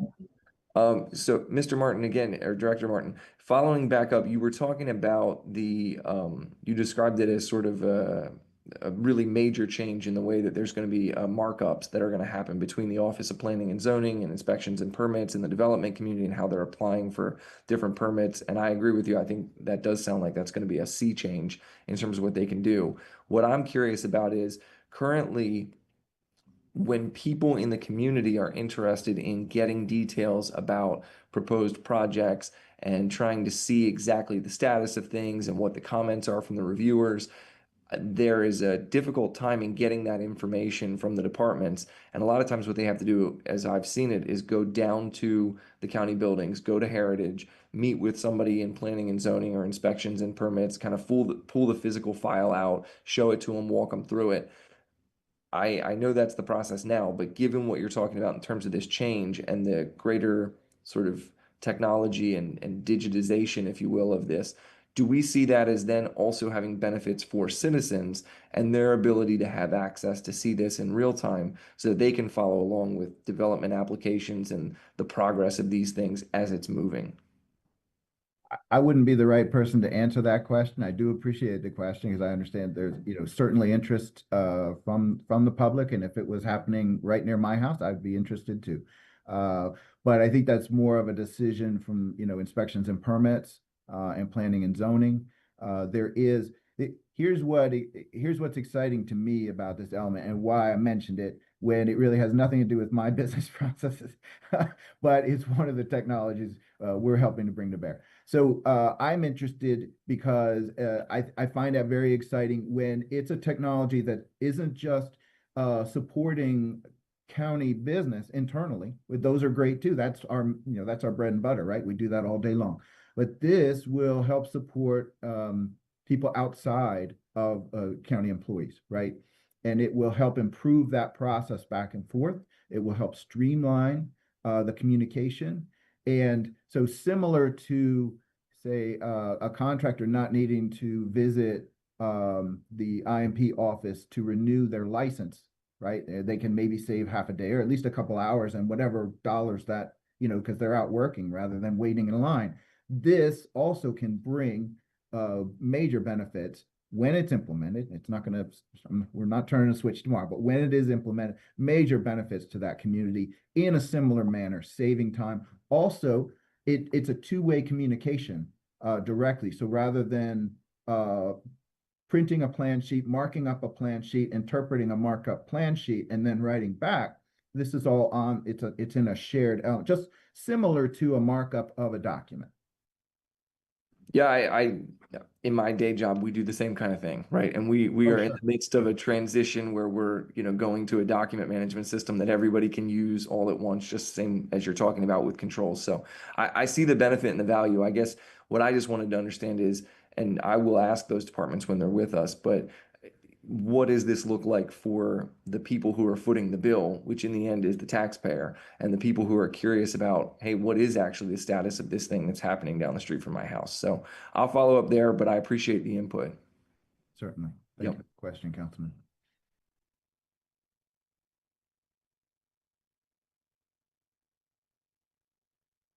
All right, gotta unmute. There we go. Are there any other questions for the Office of Information Technology? Well, thank you very much. That's a lot of information, Mr. Martin. Thank you. Again, really appreciate the opportunity. Have a great day. You too. All right, next up is Central Services. Ms. Harold. Good morning. Kyle, if you want to start and then I'll jump in. Sure. I'm Kyle Madden from the Budget Office. I just want to direct you guys to page 122 of your budget book where Central Services starts. And I'll turn it back over to Susan so she can talk about her department. Thank you. Good morning, Madam Chair, council members. Susan Harold, Central Services Officer. With me today is Nicole Clinton, our Deputy Central Services Officer, and Kate Dawson, our Senior Management Assistant. And I would like to thank Kyle and the Budget Office for their guidance, as always, through this process. And I'd like to thank you in advance for your consideration today as I present our operating and capital budgets for FY27. As a reminder, Central Services is an internal service agency. Our priorities for request are directly related to our support of all county agencies. Central Services is comprised of an administration section, purchasing division, facilities management division, the real estate, risk and management and safety, and the fleet administration. You can go to the next slide. I'm going to begin with the general fund. Central Services has budgeted additional funding in several divisions to achieve our goals for FY27, and we'll go through the increases for each division in detail. In administration, we have a request for one-time funding for the destruction of archived off-site records, which are past the appropriate destruction date. The county pays for storage, so this will ultimately save the county money and reduce potential liability.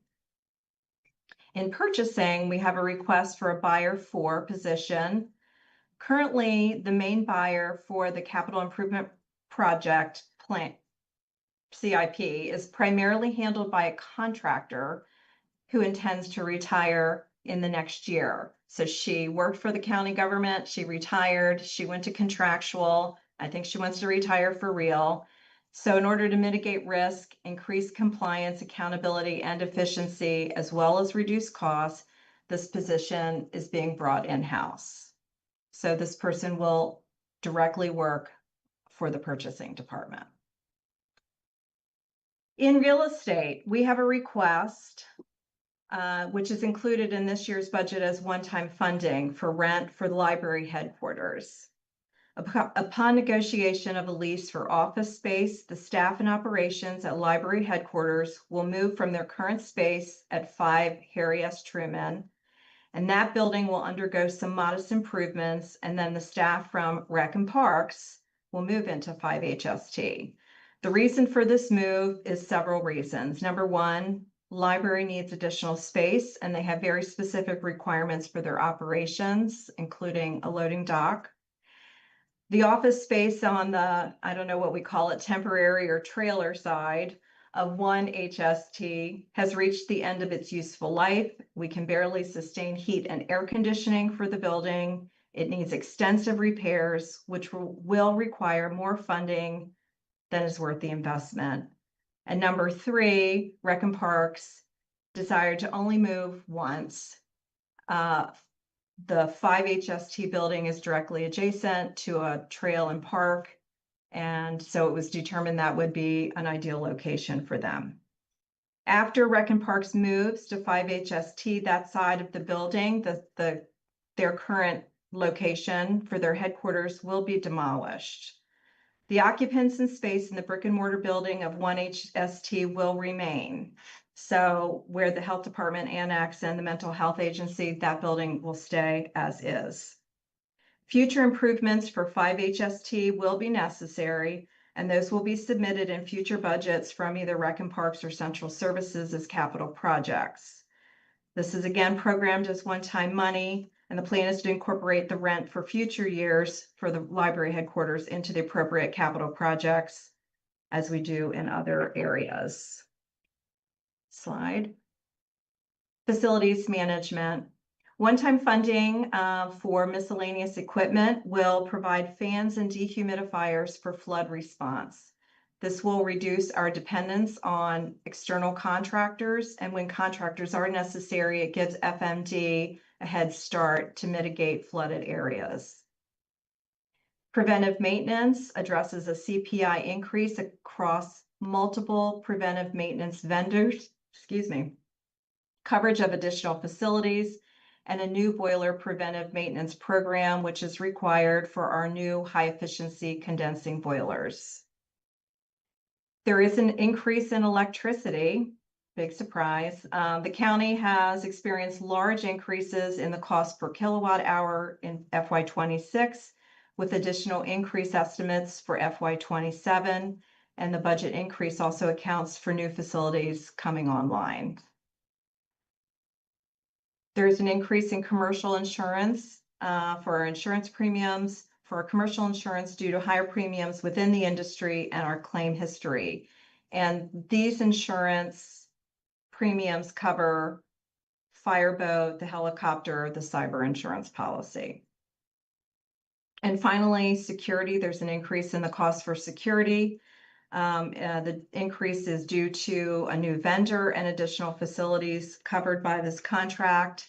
Facilities management also did a recent audit of our security and made some adjustments to reduce cost and be as organized as possible and reduce cost in this area.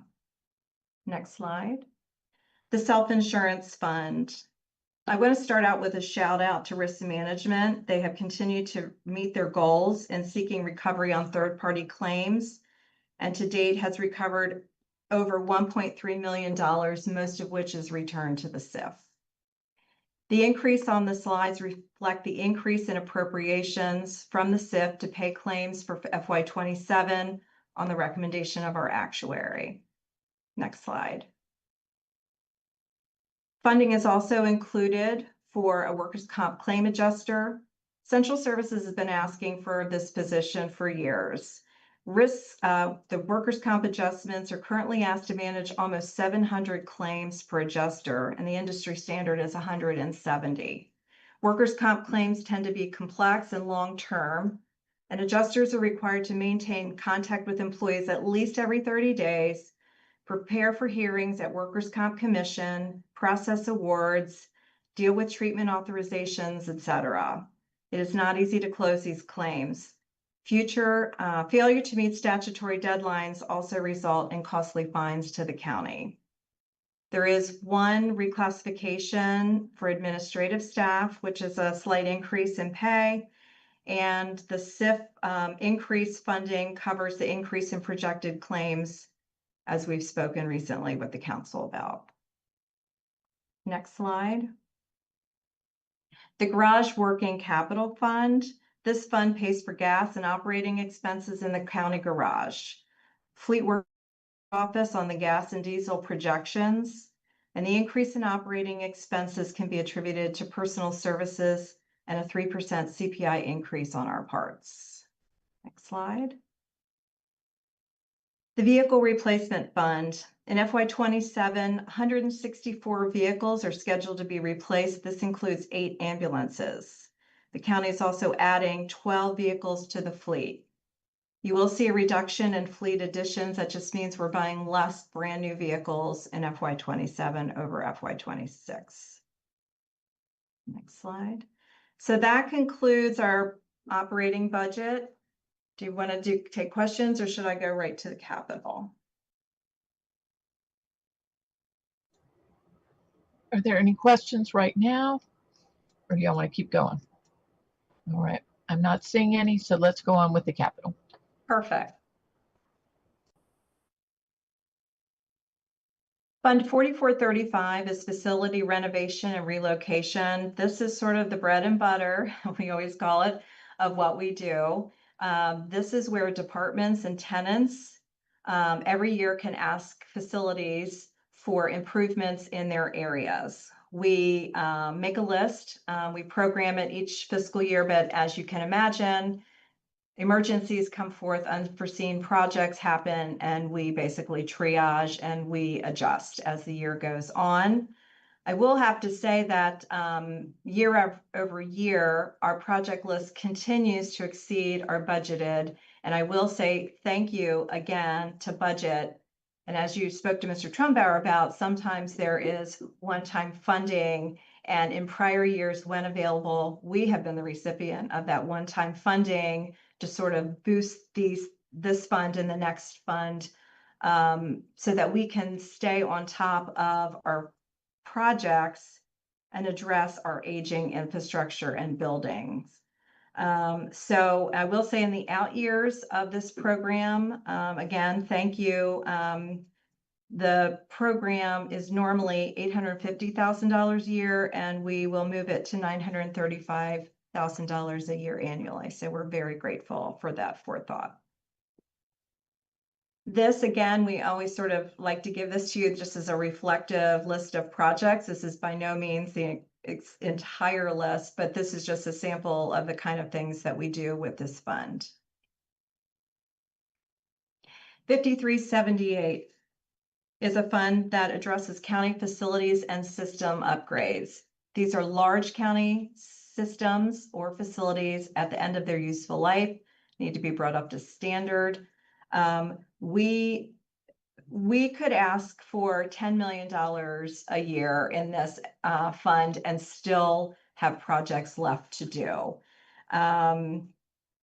Specifically, we have a forthcoming project, and you can see in the out years of this project a larger jump. We have a large project scheduled to replace the windows at Heritage, and there's a picture right there of the windows at Heritage. It's not going to be any small feat, and about $21 million project over 5 years. So in this fiscal year, that is not going to start until FY28 with design. But in FY27, we've been given $6.75 million for our existing projects that are programmed, and we thank you for that. And again, another representative sort of list of the types of projects we do out of this fund.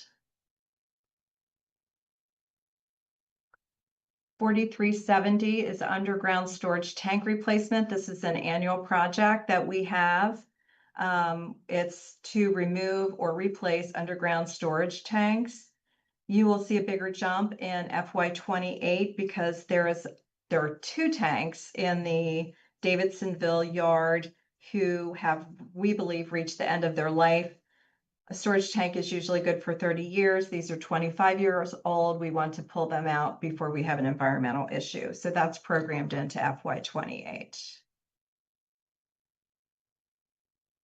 5717 is the Whitmore and Glen Burnie garage. There is an increase in the Glen Burnie work, in the Whitmore garage project due to some structural work that's been going on. We did add some money in the out years for the Glen Burnie garage. That garage was part of a study that was done by the Resilience Authority and the overall Glen Burnie Town Center that identified some renovations that could be done, including exterior upgrades, some code upgrades, and some other functional improvements. In the immediate, we will concentrate on those exterior upgrades, lighting, and code compliance. And in fiscal year 26, we are doing some work on the facade. The Millersville garage renovation. This renovation will occur when the new fire maintenance facility is complete. There is no money budgeted in FY27. Construction has been reduced in the FY28. We will start, and that's $7.8 million for that renovation. Ralph Bunch Center renovation. This is the renovation and rehabilitation of a community center. There is a slight increase, $1.8 million in FY27 due to construction cost. The construction should be complete in FY27.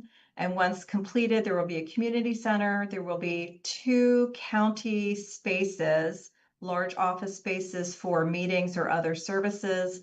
And the back part of the building will be prepared for a pre-K program should the county or someone else be able to run that program. But the building will be prepared for pre-K. Next is the circuit house renovation, the circuit courthouse renovation. And you can see in FY27, it looks like construction on the roof and elevators and design starting for LED upgrades. And it looks like about 2 more years of work on that project. For ongoing projects, we added $660,000 to the EV charging stations and other green technology. The EV charging station project to put those charging stations on county property should be breaking ground in either the end of this fiscal year or the beginning of FY27. That project is being run by the Resilience Authority, but this adds funding to that overall project. The ADA retrofit and installation fund is an annual $250,000. We could always use more in future years. I expect us to add more funding to this, but I think we would need additional staff. And the fire equipment maintenance facility is coming in, looks like under budget, $648,000 less. And the Glen Burnie Plaza redevelopment doesn't look like it received its federal funding, so that's sort of at a standstill until we get that funding. Questions? That was a lot.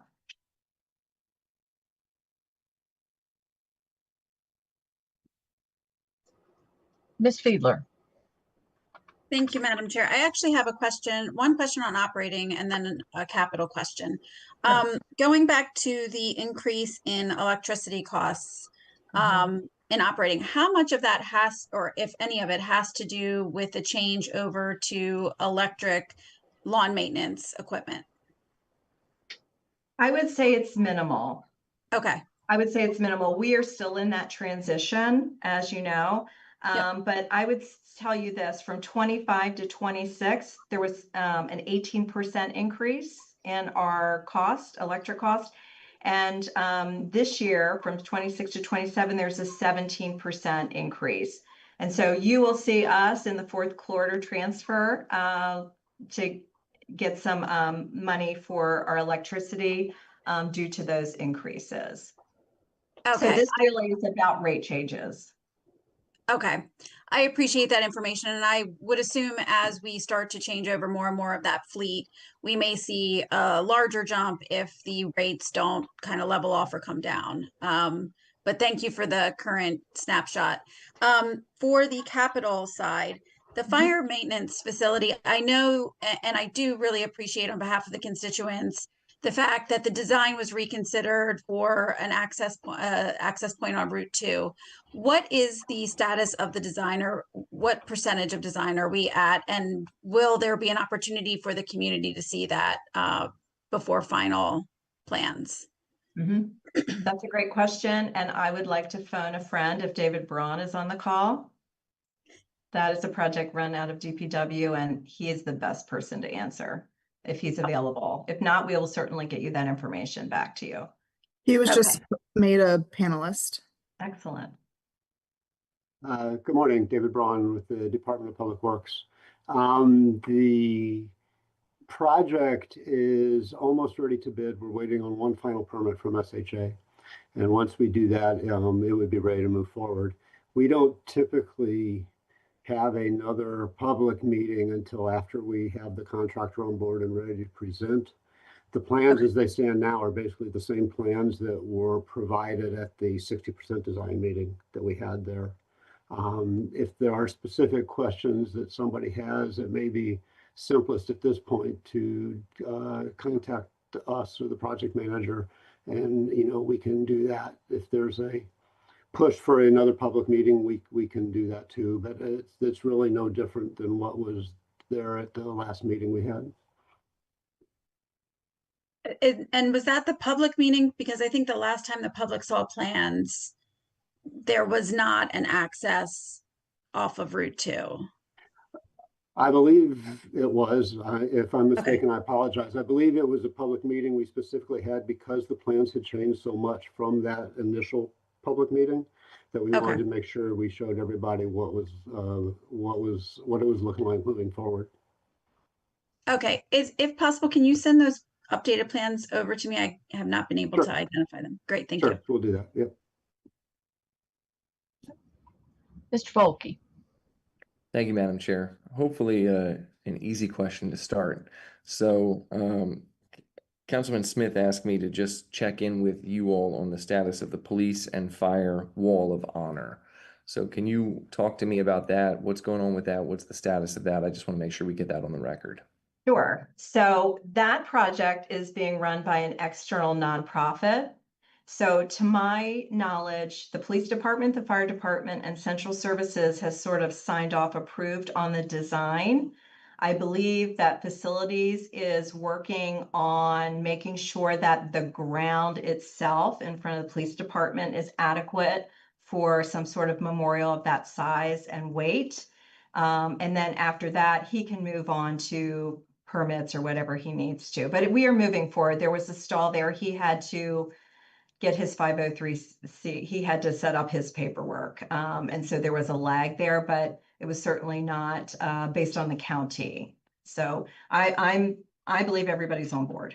And when you say he, you're referring to the external person that's managing this that you talked about, who's seeking permission from the county to do it on our property. Correct. And I'm sorry, I just can't remember his name. That's okay. We don't need it. I just want to make sure I was clear on who it was. Okay. All right. Following in that same public safety, mentality for a minute. So we've been contacted by the police department regarding the status of the facilities. Obviously, that's something that falls within your purview. I'm not going to detail every one of the things that they've raised, but can you just generally respond to a little bit further all the things that you all are doing to try to address that, what the plan is? I know we got a written correspondence about that and kind of some detail, but I just wanted to give you the opportunity to speak on it, and I wanted to hear it if I could.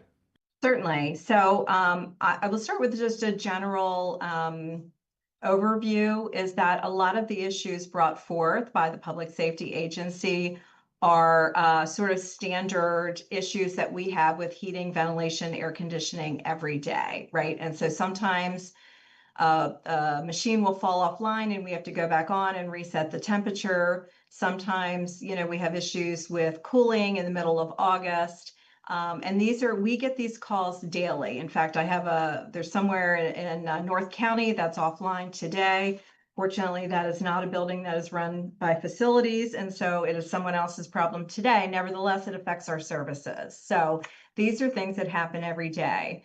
The building, the CID building, I will say that was sort of the perfect storm of a lot of little things have gone bad over time. And we see that in old buildings. And unfortunately, the way to figure out what the issue is process of elimination. And so you bring all the experts in, all the plumbers, all the roof people, all the electricians to see where the issues are. And it turned out it was several different things. It was some things in plumbing. It was some things that, with that we have to replace manhole covers on the building. They have septic. That was just sort of the perfect storm, and it just spiraled out of control. We took responsibility. I believe it's almost mitigated, but we are still working, and it wasn't anything that had one root cause. So as far as where buildings are built, that is not typically a facilities decision. That's a departmental building. So a decision working with our partners in DPW and with the department. So I feel like we work really well with our partners in the departments when things go wrong, when things break, to work with the department to make any adjustments we need to. If we need to bring in temporary air conditioners or temporary fans, or we do all the things. But again, as I've been saying for several years, these buildings are aging. And this administration has been very good about investing and giving us some money to make improvements and do preventive maintenance work.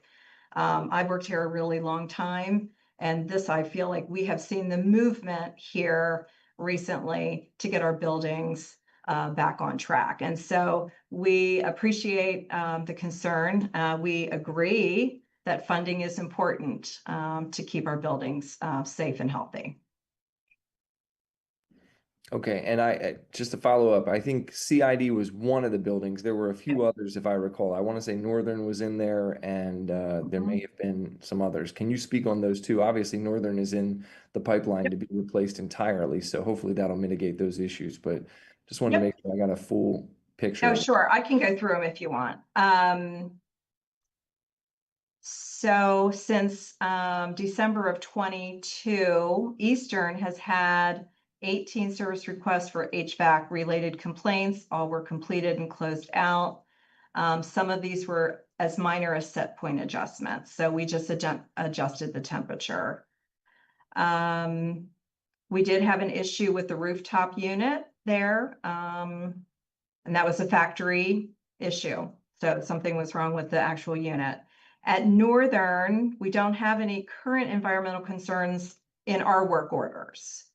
In reviewing prior service requests since 2022, there were 3. For air quality or humidity, all were completed and closed out. There was an environmental issue in August of 25. When they say environmental, I'm going to think that's mold. It was successfully remediated. Let me see. There was some custodial concerns there. That is not on FMD. Southern District, they have had 15 service requests since 2022. All were completed and closed. Again, minor set point adjustments. And then Western, they had an issue in one of the suites, but there were no environmental issues. There were some custodial issues. We assisted with the custodial issues and brought in our vendor for carpet cleaning, vent cleaning, etc. And then we had, I think, risk management went out there for an inspection. The training academy, there were complaints of mold. They've been remediated. They removed the contaminated materials. It had to do with dehumidifier. It's gone back to DPW engineering to open a project. That's recent. The scenario building is under warranty. So, I mean, there's some things at the training academy, but those are still under warranty. Those are still under construction. So I hope that's helpful. There is a lot more detail in the information we sent to the council. Yeah, and I appreciate that. And I know there is, unfortunately, because the public doesn't get to see all that, I just think this is kind of the one way that they can get that intel and that information and hear the responses, especially for, those who are serving in public safety who don't necessarily get to see that letter. So I appreciate you walking through it. Thank you. Madam Chair. Thank you. Yep. So turning to risk management for a couple questions. I'm on page 129 of the budget book. So there I see the increase in the self-insurance fund, and I see we talked about the claims adjuster position, and you talked about the work. Okay. Lisa had this gas card thing. We might want to mute. I think because you. There we go. Okay. All right. So just getting to that page and seeing the increase in risk management and seeing the claims adjuster position, you talked about the workload that they're experiencing. I think you said they carry a workload of approximately 700 cases, which is far above the industry standard of 150. And you mentioned that could lead to fines or missed times or things like that. There were some costs to the county. I was just curious if you could speak to, have we experienced that? Has that been something where we've actually been fined for not doing whatever we're supposed to do in these workers' compensation cases or in any of these self-insurance fund matters? I don't think we have. Nicole, you could either confirm or deny. I don't think we have, because we have been really aggressively working for it, but the possibility is there. And as the workers' comp claims increase and our staffing does not increase and has not been increased in, years, it could be problematic in the future. What I can speak to is that as far as the medical bills go, the processing and things like that, there are timelines. We have, things have to be processed within 30 days. So we had set a standard originally when I first came to risk management, we would get them processed in 10 days. Well, as volume has increased, that 10-day guideline is moving closer and closer to the 30 days. So the request for the additional person is so that we can stay within the guidelines and not go over them. And I appreciate that. And so are those guidelines sort of our best practices self-imposed, or are they something that's mandated by some other state or federal law or regulation? It's commission mandated. Okay, got you. Thank you. All right. There any other questions from council members? All right, thank y'all very much. Lots going on in central services all the time. All the time. Thank you so much. We appreciate you. Take care. Next up is inspections and permits. Mr. Wiedemeyer. While we're waiting for him, I'll go ahead and direct you guys. I'll direct you guys to page 205. That's where the IAP budget starts in your budget book. And I think Mark's on now. I think I heard him. Yes. Are we good? Yep, you sound good. Thank you. Good morning, Madam Chair, members of the council. Mark Wiedemeyer, Director of Inspections and Permits. Thank you, Kyle, for your assistance and support with our budget. With me this morning are Jacob Trudeau, Manager of Budget and Personnel, Jay Lashinsky, who's Assistant Director of the Permit Center, Raghu Badami, who's Assistant Director of Site Inspections and Development Review, and Andrew McCara, who is Assistant Director for Building Plan Review and Inspection. Jake has a short presentation to run through, but prior to beginning, on behalf of our team, I wanted to take a quick moment to thank this council and your aides for the support and assistance over the past 4 years. The open lines of communication has been greatly appreciated, and I believe that they serve the community and residents well. So thank you. With that, I'll turn over our presentation to Jake. Good morning. Thank you, members of the council. For the record, my name is Jake Trudeau, and I'm the Manager of Personnel and Administration. I am sharing my screen, but I don't see it on the main screen. Can you see the presentation? You can. Yes. Yes, we can see it. All right, perfect. Thank you. Overall, our fiscal year 27 budget is 24.6 million, which is a 3.7% increase from our fiscal year 26 estimate. You'll notice in the budget book that we've also decreased our non-personnel budget from last year. You all have been serving for 8 years, so we know that you have a good understanding of the department and what we do. So our presentation will highlight the different areas of inspections and permits, achievements and improvements we have made this past year, and future customer service enhancements we have planned. This slide shows the depth of our team. To ensure the knowledge of industry standards, our team has 131 licenses, certifications, memberships, and multiple professional organizations. We have 3 out of the 33 certified building officials in the state of Maryland and 2 of the 1,000 master code professionals worldwide. The department has 10 professional engineers, 2 in training, 1 registered architect, and all of our electrical, mechanical, and plumbing inspectors have a master's license with the state. The next 2 slides show the output of our team this fiscal year. Our 4 code compliance inspectors are anticipated to complete 700 investigations. Currently, 100% of investigations are completed within 3 days. Our 23 building and trade inspectors are anticipated to complete 83,000 inspections. Currently, 100% of those investigations are completed within 3 days of the initial request. Our 7 WPRP inspectors are anticipated to complete 5,200 inspections of stormwater management facilities, which are completed triannually. We currently have 800 active grading permits, and our 11 inspectors are anticipated to complete 11,000 grading and stormwater inspections. 9 permit processors in the permit center are anticipated to complete 39,000 permits. Currently, 99% of those are entered into a SELA within 3 days, and currently many are entered on the same day. On average, quick reviews are reviewed within 2.9 days, and intake through review time for easy tenant improvement permits are completed within 4 days. The Lund Systems website help section was updated to improve the customer's experience and offer immediate assistance for basic system functions based on an analysis of customer inquiries and lobby visits. We've updated the Do I Need a Permit section of the website to reflect current requirements, adding step-by-step instructions, including a property information search, which allows constituents to access important property information prior to applying, such as critical area and zoning information. To improve the efficiency of inquiry responses, numerous dedicated email help mailboxes were created and featured on the website. This centralizes specific questions. It also ensures questions are immediately routed to the appropriate team.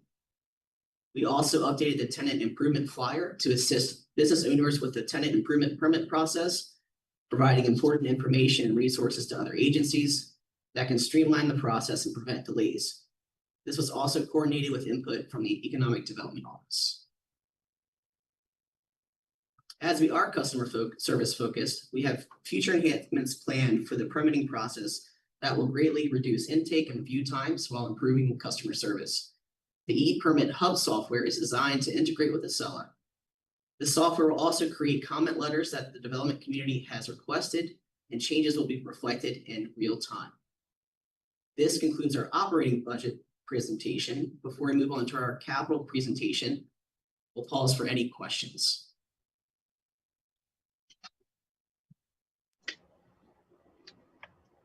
Mr. Volkey. Thank you, Madam Chair. Appreciate the presentation. Thank you very much. And again, appreciate your work. And I think you may have heard my question to Director Martin when we were in the OIT budget. If you didn't, I'm happy to repeat it. But I just want to understand, what will be the visibility of the public to the new enhancements to the permitting process that you all are doing? And what will be their access to see sort of these real-time comments and feedback and knowing where the status is on permits and approvals and applications and all of that? Thank you, Councilman Volkey. Yes, we were listening. I appreciate you repeating the question. I'll defer to Jay Lashinsky for a moment so he can address that. Morning, everyone.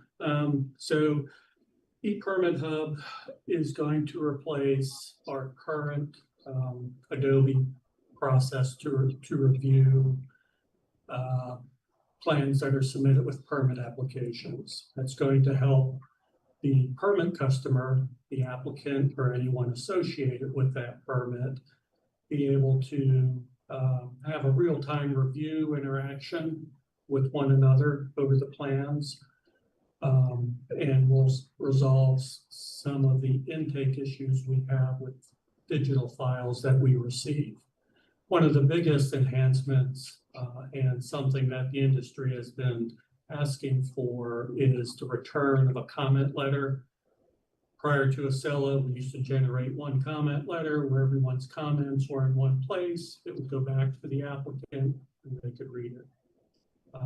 ePermit Hub will allow us to do that.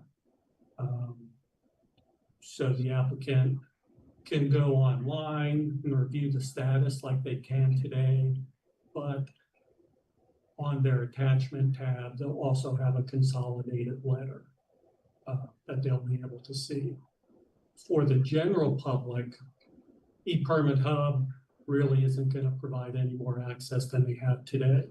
However, Acela is working on an enhancement to their software. They refer to it as public portal. That is supposed to enhance the view that customers have for Acela. I don't know what that is yet. Acela hasn't released it. They've been talking about it, but hopefully when it is released, it will help the general public be able to see the status a little better. The general public's not going to have access to the comment letter or the plans. They don't have access today. And the way the general public has always had access to the files is if they make a request for the Freedom of Information Act request. And whereas in years past, they had to come down to the office, get paper copies of the file. Today, it's all digitally done. Madam Chair, may I follow up? Is that okay? Thank you. I appreciate that. And I think it's good to hear that you all are able to do it a little more digitally. I think, at least from emails that I've seen and constituents I've at least watched, I think you're correct. If people want you to send the files to them, it's a FOIA request and they've got to pay for it and go through that. If they're willing to come to Heritage, I think there have been a lot of points where inspections and permits and planning and zoning have tried to say, we can avoid you having to pay for this if you want to come down here and look at it with us. And I think that's an accommodation that you all have tried to make to avoid the cost. If I'm mistaken on any of that, obviously feel free to correct me on it, but that's my understanding of how it's been working. Where I'm looking at it is, in the court side, where I do more of my work, that there is the Maryland Judiciary Case Search website. And so if you are a party to a case or an attorney in a case, you have full access to everything. Sounds like that's similar to what the comment letters are going to be and what the applicants and what the departments will have access to. If you're the general public, you still have access to the sort of online docket. And if you wanted to see those particular items, you can go to the courthouse and you can pay to get copies of them and they give them to you right there. And you don't have to do a Freedom of Information Act request.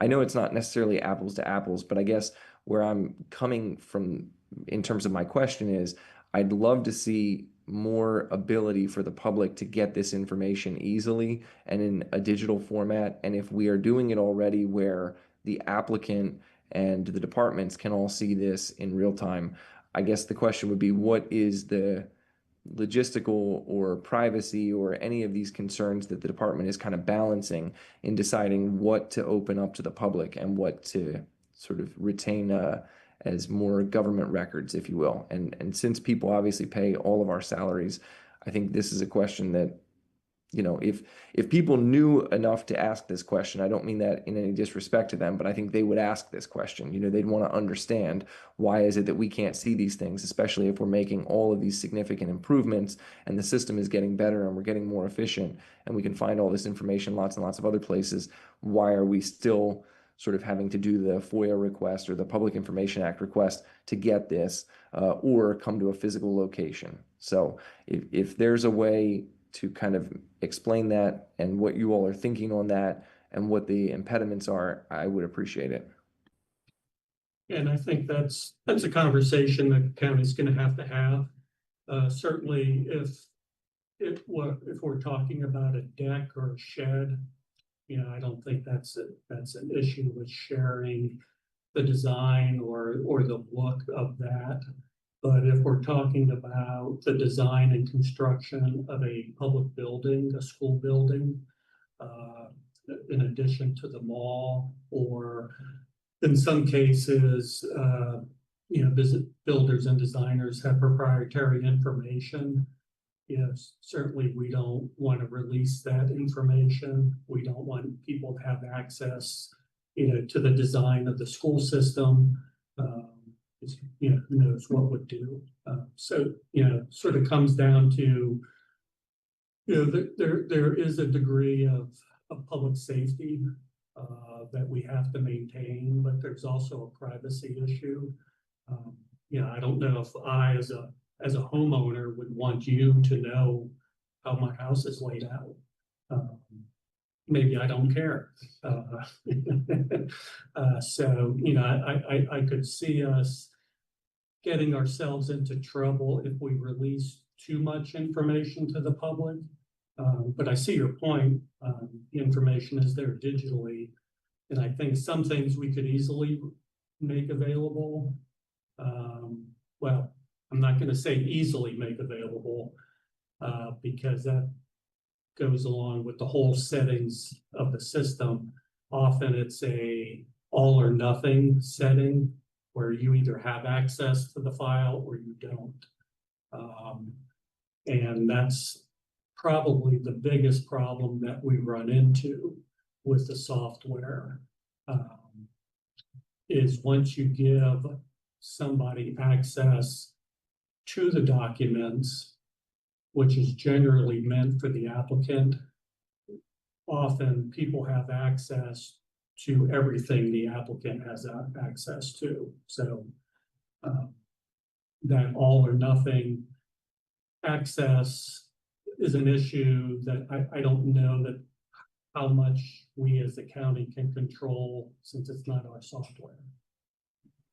Understood. I think, I guess what I would simply ask is to the extent that those departmental conversations are happening, I would just ask, and I think you already do this, so I'm not trying to suggest you don't, but bear in mind, sort of the countervailing interest of, obviously there's the privacy of the applicant. There are some of these proprietary, design components that you don't want out publicly. By the same token, seeing a site plan for what a development may be down the street, I'm not sure how much proprietary information is there. And I think a lot of that already is online, and that's great.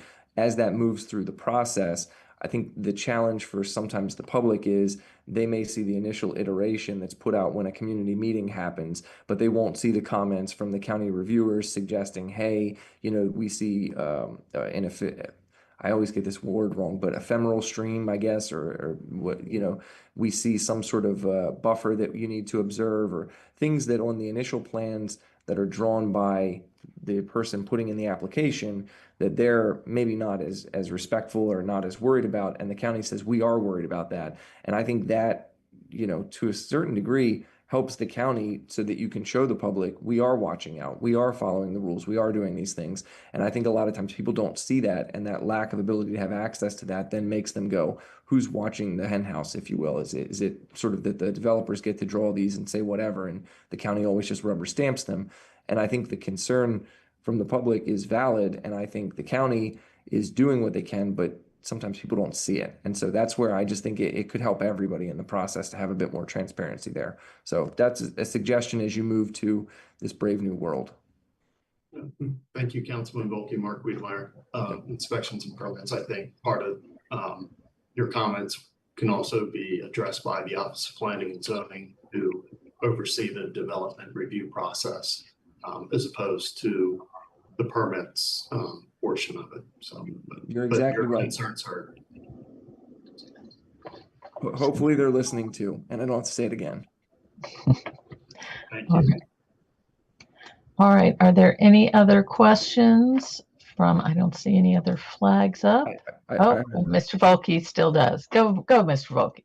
Apologies. I wanted to give others a chance because I can't see with the whole gallery view. So when you all presented your presentation initially, I thought that I heard the comment that this is a 3.7% increase year over year. Did I hear that correctly?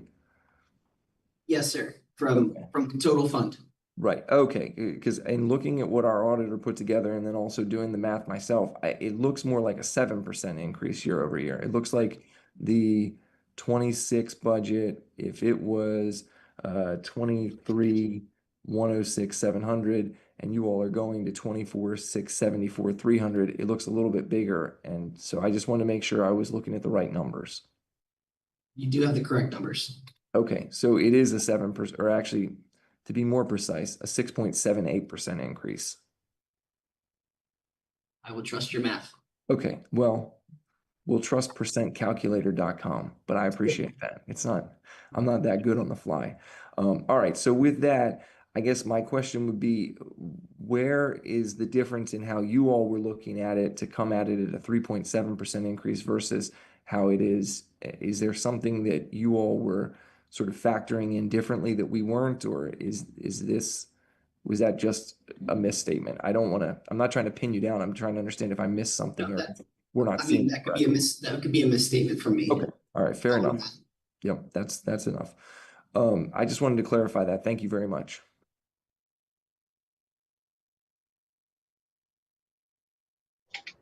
Is that it? Is anyone else? All right. Well, thank you, Office of Inspections and Permits. We appreciate you. We also have one Oh, we additional have presentation. Sorry. Oh, capital. I'm sorry, forgot that. All right, please go ahead. Thank you, Madam Chair.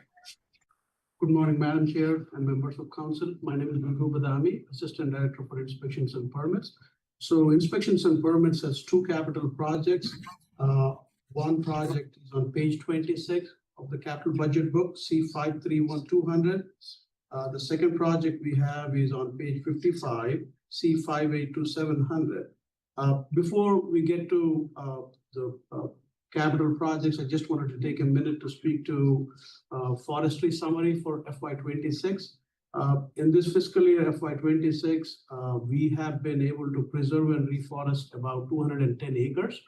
And that is largely due to the collaboration that we have with grant partners. We work closely with Department of Public Works, Rec and Parks, and other county agencies. And we also work closely with local nonprofits to be able to meet our forestry canopy goals. In FY26, we had planted about 1,382 native trees, 541 native shrubs, 2,259 native perennials, and about 20,000 marsh grasses. So one of the things that we have done this fiscal year is to be able to not only focus on the larger projects, but also focus our partnership with local nonprofits to be able to see how we can get an immediate impact by giving out plantings to local homeowners, say, for example. So some of these plantings actually speak to some of the micro scale projects or the partnerships that we have with the local nonprofits. We have done about 20 outreach events this year, and they range from doing county exec events, partnership events with the local nonprofits, Scenic River Land Trust, Chesapeake Bay Trust, and other grant partners. Closing the loop on the Council Resolution 2925 last fall, the Council asked us to publish a forestry management manual. One of the things that we have done is published an HOA maintenance document, which speaks to, it's about 4.5 to 5 page document. It speaks to some of the maintenance that is specifically geared towards homeowners associations and homeowners. It has a chart and multiple tables that speak to the care that needs to be taken for a tree across its life, right from the planting to 15 years.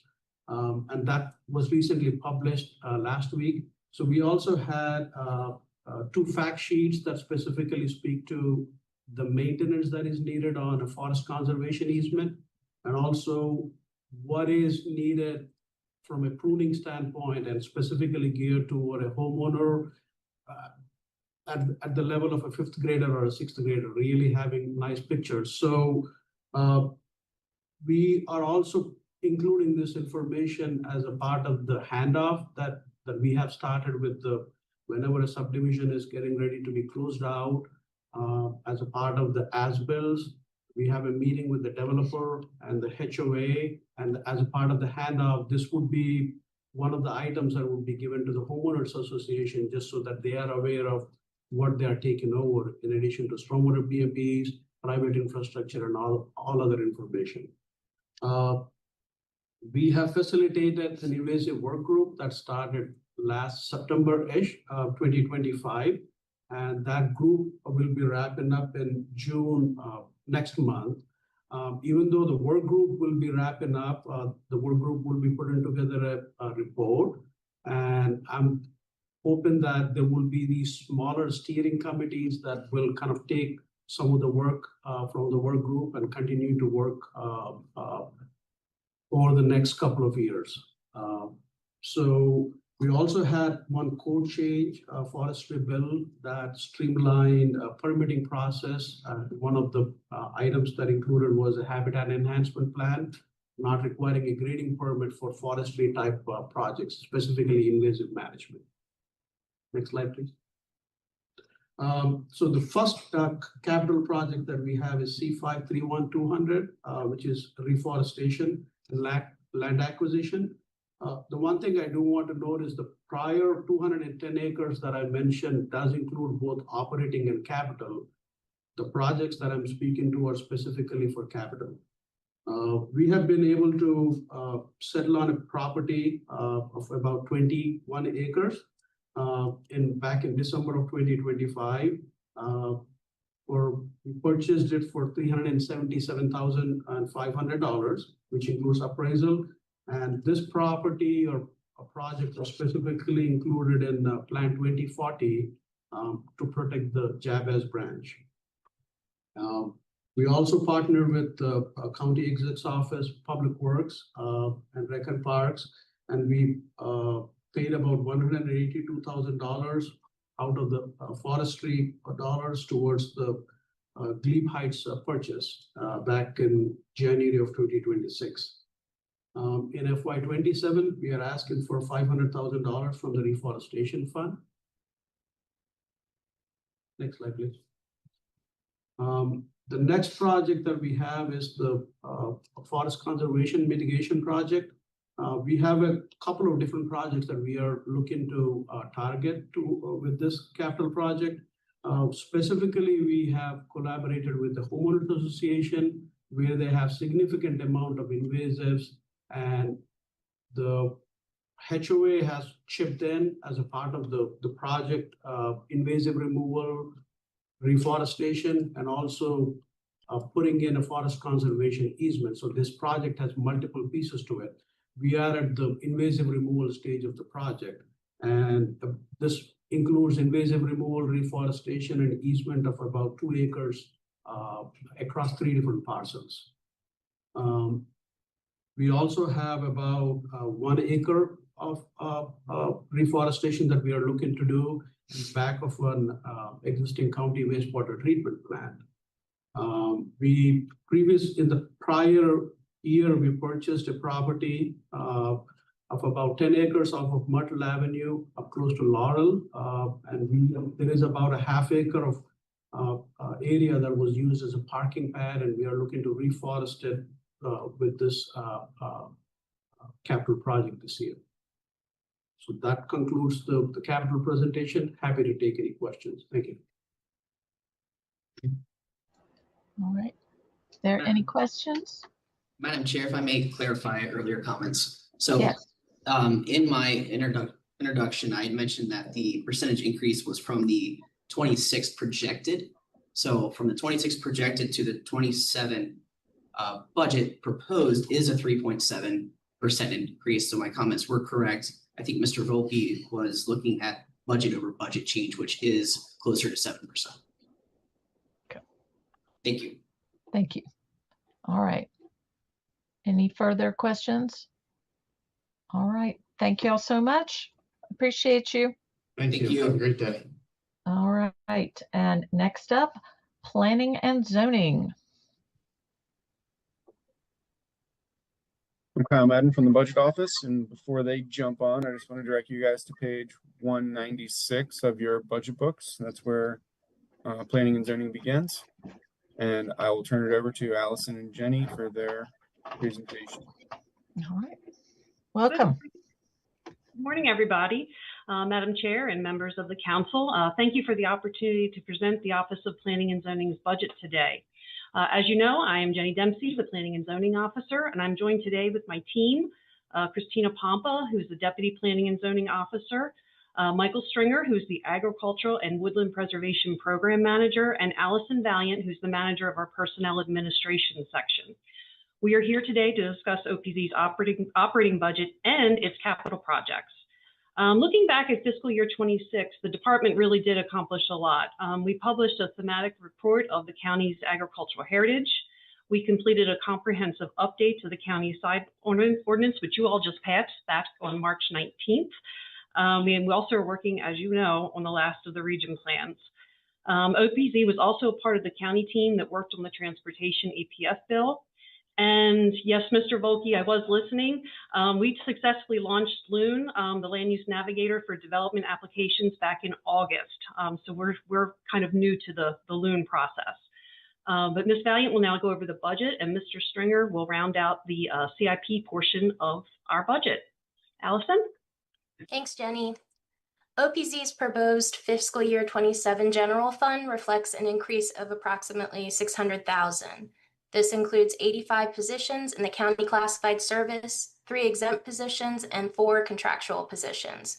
OPZ also oversees 2 contractors who are funded through the Crownsville Hospital Digital Archives Project grant. The proposed budget includes the addition of a Program Specialist 1 and a Program Specialist 2 in the Cultural Resources section, reclassifying an Office Support Assistant 2 to a Senior Planner, and funding a contractor to complete the National Register nomination for the Crownsville Hospital. The funds for the Program Specialist 1 and 2 and the reclassification are reflected in the comparative statement of expenditures, showing an increase in personal services under planning and development. 2 existing contractual positions on the Cultural Resources team will be converted to merit positions in fiscal year 27 to accommodate this proposal. Variances in supplies and materials are reflective of the significant time spent on finding efficiencies in existing resources to more appropriately align departmental needs and spending. Thank you, and if there are any questions, we will take them now. If not, I'll hand it over to Mike. I'm not seeing any questions right now, so let's keep going. Okay. Again, I'm Michael Stringer with Office of Planning and Zoning. I've taken over the position of managing the Agricultural and Woodland Preservation Program in the last year, so happy to see you kind of been sitting in this position now.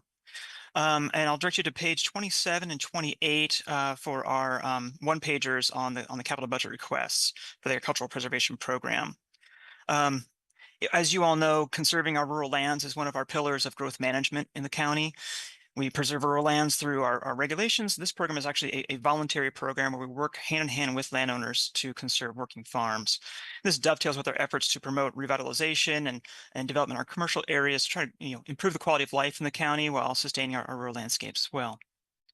OPZ took over management of the Agricultural and Woodland Preservation Program back in FY24. Since then, we put a lot of energy into revitalizing the program. And in FY25, we placed conservation easements on 3 farms, totaling over 360 acres.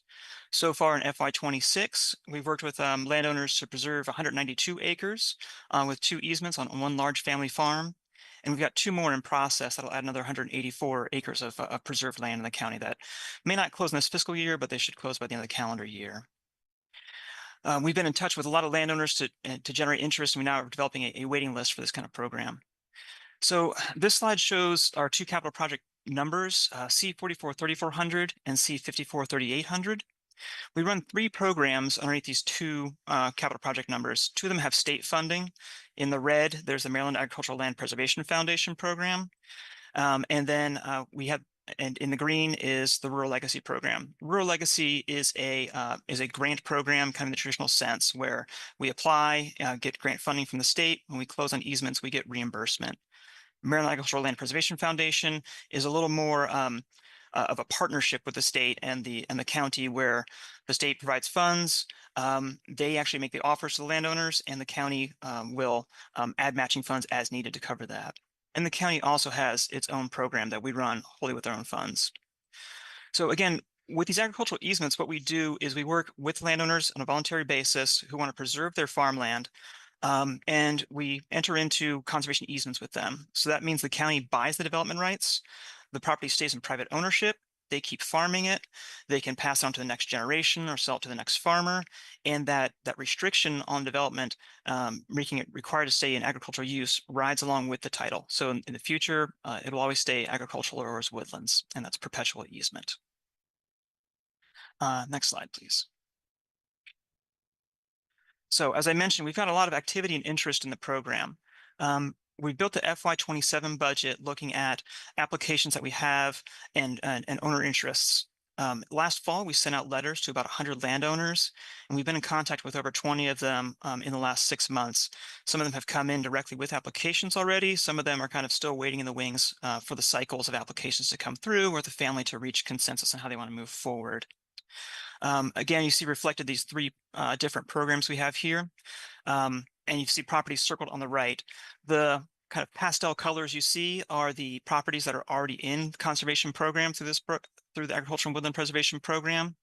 We've conserved over 14,900 acres of land in the county of this program over time. The program set a goal years ago of reaching 20,000 acres of preserved farmland, so we're about 3/4 of the way there. Underneath that state Maryland Agricultural Land Preservation Foundation, we have 4 properties who've come in. Those applications have been received, been approved by our advisory board that we work with, and they'll come forward to the county council actually for resolutions in the fall to kind of show support for this program. In the Rural Legacy Program, we've applied for a grant we expect to hopefully get about $1 million. We'll find out in June whether kind of preliminary indication whether we get funded, and hopefully by the end of the year, if we are successful, that grant will be executed. We already have a couple landowners that we're in discussions with for that grant who would be very interested in putting their property under preservation. And in the county program that's wholly funded by the county, we had one application come in April for about a 100-acre farm down south in Friendship that we'll be moving through our system, doing our property due diligence and hopefully closing on that in FY27. So again, the budget figures that we have are based on initial cost estimates for purchasing these easements, and looking forward to your support and any questions that you have on this.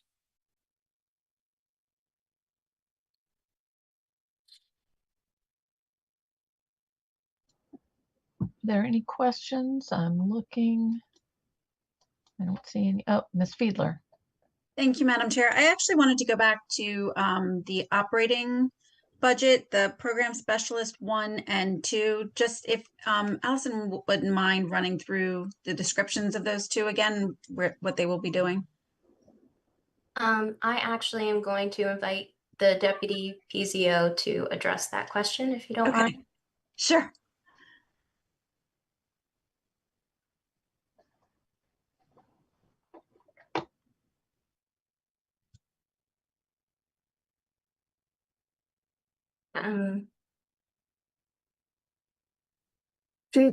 Christina, we cannot hear you. We did check this earlier and it worked just fine, but right now we cannot hear you. Can you hear me now? Yes. I think that I'm way down because We lost you again. We could hear you for a split second.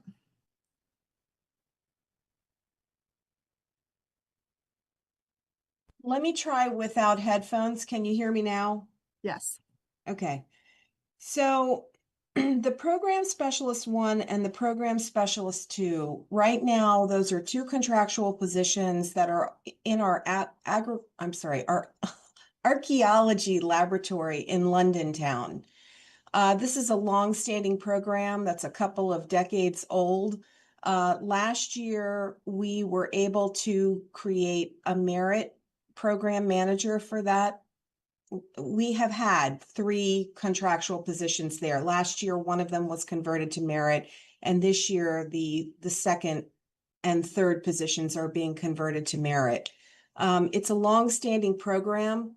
With the rebuild of the Glen Burnie Library, the archaeology laboratory is going to be moved to the Glen Burnie Library. So it is a permanent program for the county, and we are looking to basically make those permanent positions for employees who have been with the county for a long time.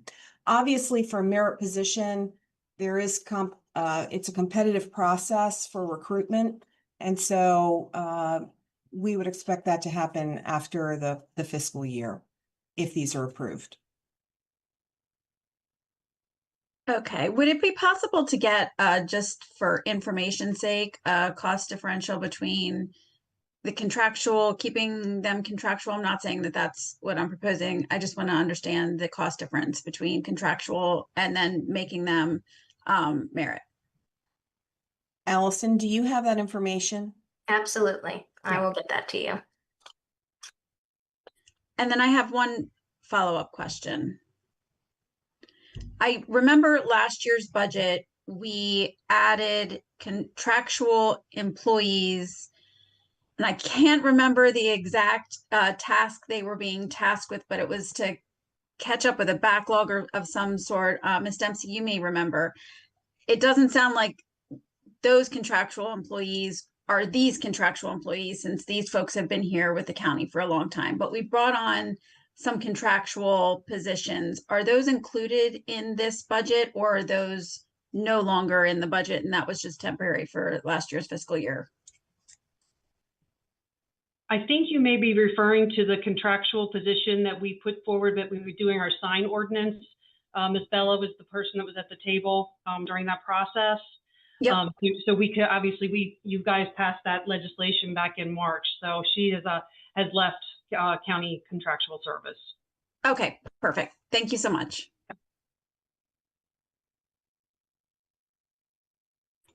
All right.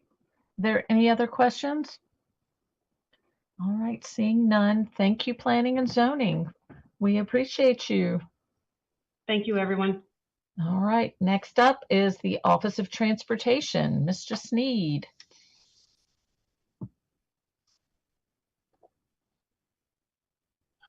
Hi, good morning. Thank you for listening to our presentation for the Office of Transportation today. My name is Sam Sneed. I'm the Transportation Officer. I'm joined by Crystal McGill-Bilk, our Transit Administrator, and Brian Ulrich, our Planning Administrator. We're going to be presenting first our operations budget and then our capital budget, as the other offices did. I realize you're familiar with our operating budget, but I just want to walk you through the components of it. The slide reflects our transportation planning component, which is one of the larger components of our operating budget, but we also have a transit operations component as well. For transit planning, it's necessarily to have that larger portion of our budget so we can continue to refine our routes and operate our service, upgrade our stops, and improve technology to better serve our riders. I'll just give you an example. This month was our highest ridership month in the history of our county. We had over 42,000 riders, and by putting that infrastructure in place and upgrading our vehicles, we've really made that level of comfort for riders, so they'll continue to ride and that ridership continues to grow. Our transit service operations is the largest portion of our operations budget. That includes our transit operations contract, and that pays for our 60 plus drivers, our road supervisors, and our transit general manager as well. Our office has been very successful in increasing our ridership year over year since 2021, but we continue to show strong growth. As you can see, in the past 12 months, we've had over 431,000 riders, and you can see that 20% growth per year since 2021. I'd also like to provide you a little bit of background on our system itself. We have a combination of zonal transit areas, the North County zone and the South County zone, and fixed routes. So those are the multicolored routes you see on the map. And as we've optimized our system over the years, we've provided more and more access to county residents so that more people could obtain the benefit of free transit. I also wanted to point out the growth of the individual routes. As you can see, our largest growth has been between Arundel Mills and Lakeshore Plaza, which is in Pasadena. The constituents there really have appreciated the benefit of this particular route. It provides them access to employment, access to medical appointments, but also access to grocers. And it really makes a difference for those community members. Our second highest ridership route is between Odenton and Arundel Mills, and they also take advantage of the benefits of free transit to access those high appeal locations. And we've added a new route and eliminated the Edgewater route. The Edgewater route was assumed by the South County Call and Ride, so the majority of the ridership transferred over to the Call and Ride, but the BWI Express, formerly the Crownsville route, now serves between Glen Burnie and Annapolis, and that route is growing at an exponential rate. We have a lot of people transporting themselves from the southern portion of the county in an express style bus to the northern portion of the county, similar to our Route 2 route, our Gold route, which operates between Annapolis and Glen Burnie as well. There's a large demand for county residents to want to get from the north to the south and the south to the north, either to access jobs, education, or medical appointments. We have a large epicenter in the north as well, the Cromwell Light Rail Station, which was recently designated as a TOD by the state, and that's an epicenter for transit in our county, a large transfer location for multiple buses that we provide to county residents so that they can access Baltimore City for employment, medical appointments, and a variety of services as well. And just to summarize our operations budget, our Transdev contract is roughly $6 million, $6.5 million, and that does increase year over year. I can't provide the exact percentage increase over the call. We just provided the offer to the Transdev contractor, but once that's finalized, this proposed operating budget should be able to cover the cost of that contract increase.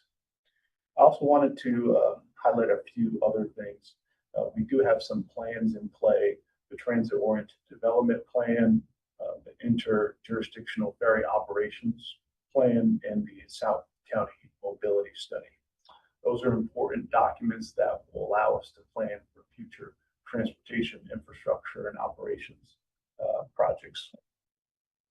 And that was the operations budget, so I'd like to take time to pause and open up for questions. Okay. Are there any questions? Ms. Ledbetter. Good afternoon. Thank you, Madam Chair. Is it afternoon yet? Almost. I think this might be the appropriate time to ask this question because what I'm asking is not actually a project, because it's regarding a state road. So it would be a state project when and if it were to ever happen. So I apologize, though, if I'm doing this at the wrong point in the presentation. But this is specifically about Route 261, which was in the county executive's priority letter once again this year to the state of Maryland, which I know that the community members down in Holland Point greatly appreciated. The specific question is, they were curious. I'm sorry, I'm just trying to pull the question to make sure that I get it right. Have you received any feedback from the state on a possible timeline? And going forward, where would the appropriate county point of contact, if the folks down in Holland Point were looking to get updates or information, what department, or if there's a particular point of contact that they should bear in mind going forward? Sure. So this particular area is of great interest to me because I'm also a Holland Point resident, and I'm very familiar with the project because it actually is something that SHA had the opportunity to present to both Rosehaven and Holland Point constituents in the past year or so. It's not only a roadway project potentially, but it's also a resilience project. There's high potential flood zones in the area. There's a lot of culvert and other improvements that can be made along the alignment to avoid flooding of property owners in that area. So when I spoke with state representatives, the next phase of the study beyond that potential road raising resiliency study was to move to an actual potential addition of pedestrian-oriented sub or path along the alignment as well, from the northern part in Rosehaven down to the Calvert County border. So at this point in time, as a county, we're planning to continue to pursue this project. We'll have to partner with the state on a feasibility study. So that'll be the first step. And Brian Ulrich and I meet with the state on a monthly and quarterly basis. So we'll be getting updates on the progress of the potential feasibility study for that particular alignment on 261. The best POC would be Brian Ulrich from the community members' perspective, similar to a lot of projects we have for sidewalks. Typically, either Brian Ulrich or Tanya Osman are good points of contact. Wonderful. Thank you so much for the information. I really appreciate it. Thank you. I don't see any other questions right now, so continue. Shift over to the capital portion of the presentation. We're going to begin with Class C projects. The project listing shows the transportation projects on page 14. We're not reviewing every project, but only those with relatively major changes or new phases. This could be shifting funds into a different calendar year as well. For example, we're adding the Odenton TIF funds to finalize the Odenton Mark Garage. Since we're removing bond funds, we're not going to review further unless you have any additional questions regarding that. The first major addition is the operations facility, which is on page 43. The funding is for site work and temporary buildings. That was already allocated, but we're showing a design for a fully built out facility in an out year of 2032. We'll skip the electric bus fleet expansion on the next page, as we are just continuing the existing program into FY32. For the hybrid electric ferry on page 45, also no major changes here. We're just delaying this particular project by a year. We're presently working on an operations study, and we require more specifics on cost for operations before we endeavor into purchasing the ferry vehicles. I also wanted to note that we deleted one of the anticipated grants that didn't materialize in this, so that's no longer within there. The total on the slide reflects the federal grants that were previously awarded and required county match. It's an 80-20 match. And that's the last of the Class C projects. So we'll be switching to the Class H projects. So now we're going to move to page 151. There are some minor changes, some of which we can jump back in if we have questions at the end. But the first project we want to highlight is the Watchapel Road project. I wanted to highlight that on this particular project since we are adding a new phase designed in FY32. The phase 2 improvements for the Maytime North to Piney Orchard Parkway is $3.17 million. This project would extend the shared use path or sub under design for Maytime North to Piney Orchard, but this is more of a neighborhood access project with intersection improvements to help residents get in and out more safely and improve bike and ped crossings at these locations, as well as some other improvements that are recommended in the phase 2 Watchapel study. And a key aspect of this is safety. This is a highly trafficked route. You have a lot of buildup in those neighborhoods along this alignment. There are buses that stop along the way to pick up students for school. So these safety improvements are really necessarily to protect our residents and their children as well. The next project I'd like to discuss is Conway Road improvements. That's on page 189. This project is also existing, and again, the major change here is to add in the future phases, starting with the right-of-way in FY29 and construction phases 2 and 3 in FY30 and FY31. Those are shown in contracts B and C in the graphics. And essentially, this is an inland peninsula, and these improvements will allow for greater capacity, but also pedestrian access along the alignment. For the last major change, we'll jump to page 201. That's the BWI area trail improvements. This project is showing almost $8 million in FY28, a slight increase from the approved program, but a year delay from the current adopted CIP. However, the reason we're highlighting this is that we're also recommending an amendment to the project title to reference the larger area and add design funding for BWI to Arundel Trail connection that was studied in 2021. With the first phase that's shown with design funding in FY32 at around 3.1 million. This section will ultimately connect Odenton with BWI Trail and help further develop in the town center area. The first phase extends along Maryland 170, Maryland 175 North to just past Maryland 32 interchange and builds off county-funded Maryland 175 improvements currently under design. And these projects are part of a larger system. It's important to increase connectivity so that residents have alternate modes of transportation. They can access different parts of the county. And we're not only building these segments just for one particular area, but so that residents have greater access to our county as a whole. Next slide is slide 16. That's it for major changes.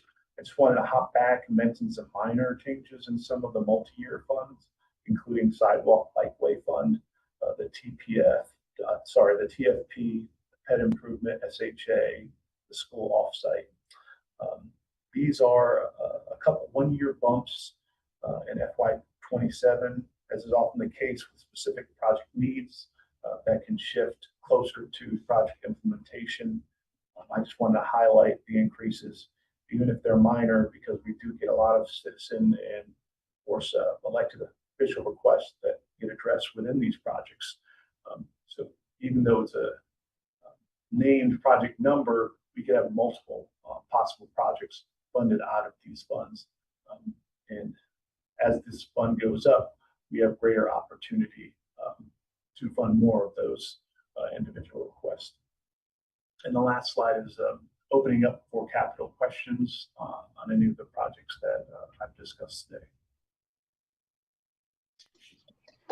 All right. Are there any questions? I'm looking, Ms. Fiedler. Thank you, Madam Chair. I have questions all related to the capital side.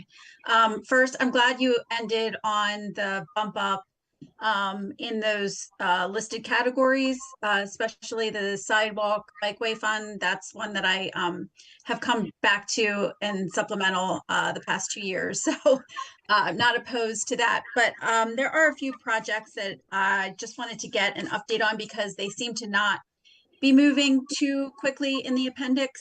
And then not related to Sidewalk Bikeway before I get to that with the appendix, the Benfield study, how much is in, or what page is that on that I can hop to? And is there any capital work being proposed in this budget for that, based on that study? I'll defer to Brian Ulrich on that particular project. For Benfield, the finalization of that report, I think, was after the development of the EIP, so it'll probably be considered with the next budget cycle. We've got the project got finalized kind of in the spring, so then we'll be looking at how to either phase the implementation to do part of that, probably break into phases to do improvements on Benfield. And then what was the first one? So I haven't gotten to, I kind of went back and forth a little bit. I thought that was the case for Benfield, but missing it anywhere else. So you anticipate next budget is when we'll start to see funding for the Benfield study, or funding for the recommendations in the Benfield study. Correct. Okay. The sidewalk project for Shore Acres, in the appendix, it looks like it's still in schematic design. I think it might have been in schematic design last budget as well. What is the anticipated timeline for that? And the reason that I ask is we just did the ribbon cutting a few weeks ago for the Broadneck Trail, and the Shore Acres sidewalk will connect a whole bunch of communities that are down on Shore Acres Road that do not have either a shoulder or a sidewalk to safely connect to the trail. So they are really eager for an update on that project. I don't know if David wants to jump in, but I can give you what I've got. I think we just got 30% design in. I don't know. I don't have when. Maybe we go to the public meeting, but it may be soon. And then estimated for completion of the design would be the end of the year. With if we were moving forward, then it would be in 27 to begin construction on that. But I don't know if David's on and can give a better update. That's what I've got in my notes. Did you say construction in FY27?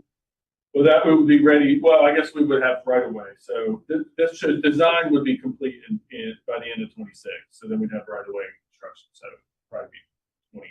I don't know. Okay. Okay.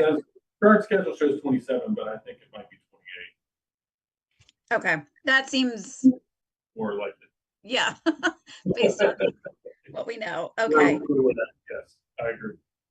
Okay, and then I know that we have been waiting on for the Jumpers multi-use path project on BGE.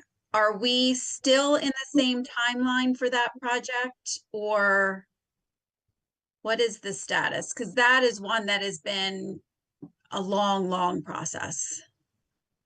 Yes, we're eagerly awaiting that.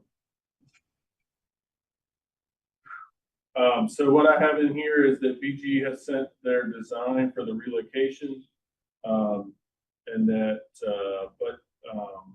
Verizon apparently now is working on their relocation as well. Right-of-way acquisition looks like it will be ready to begin in June. So I think what they have enough to start purchasing right-of-way as Verizon finishes their utility relocation plans as well.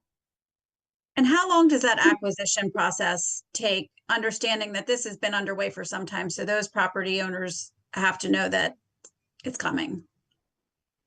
Yeah, on the planning side, we'll typically say right away takes a year. Bigger projects may take longer. It depends on if you have a complete take. In this case, there's no complete takes on this project or many of our projects. But ballpark is a year is kind of planning level estimate. David, I don't know if we have anything more specific on this or not, but I would estimate a year. And then there's utility relocation as well. So let me check the schedule. Good afternoon. Yes, David Braun, Department of Public Works. Just to clarify that process, we thought we were ready to go with the right-of-way to the public. And then the subsequent work with BGE has resulted in an additional requirement for some of their poles that has made us go basically redo the legwork that we were doing to create the documents so we can contact the public with those. But we're just about done with that. That will be going out, I'll say shortly. That certainly notification about appraisals being done should be shortly. And then as soon as that's done, which we're hoping, I think as Brian said, is by the end of this year, we would hope to be able to ready to advertise the project. This fiscal year or calendar year? I'm sorry, this calendar year, yes. Okay, and I would assume that the property owners have been engaged to some degree prior to an official, okay, yeah. Yes. Okay, thank you for that. Sorry, I'm just Madam Chair, may I just ask a few more Okay. There have been requests received from constituents about adding a Jones Station sidewalk from Jones Station to Arnold Road. I know that the constituents have been communicating directly with the department. I was just wondering where that request is in consideration to be added to the list of sidewalk projects. It's on our overall list. It's not in the budget appendix list, but we've gotten a lot this year, and that we're going to try to get them all together and score them to see kind of where the master plan kind of ranks them in priority. But you know, we have an extensive list of sidewalk requests that we got to work through.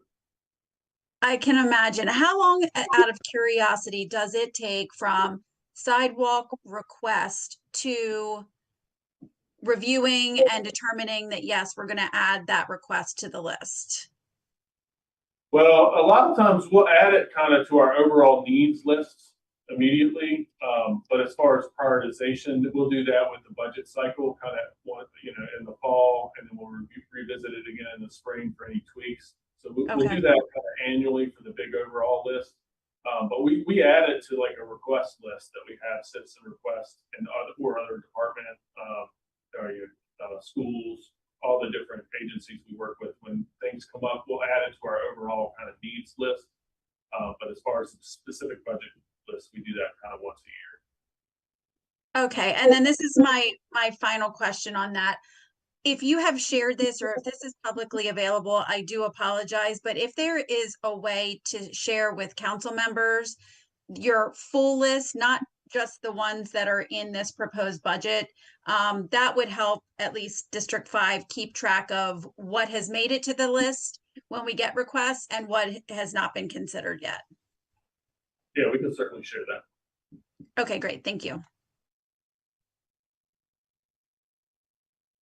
Okay, are there any other questions? Seeing none, thank you very much, Office of Transportation. And we appreciate you. Great job on record ridership. Thank you. Appreciate your support.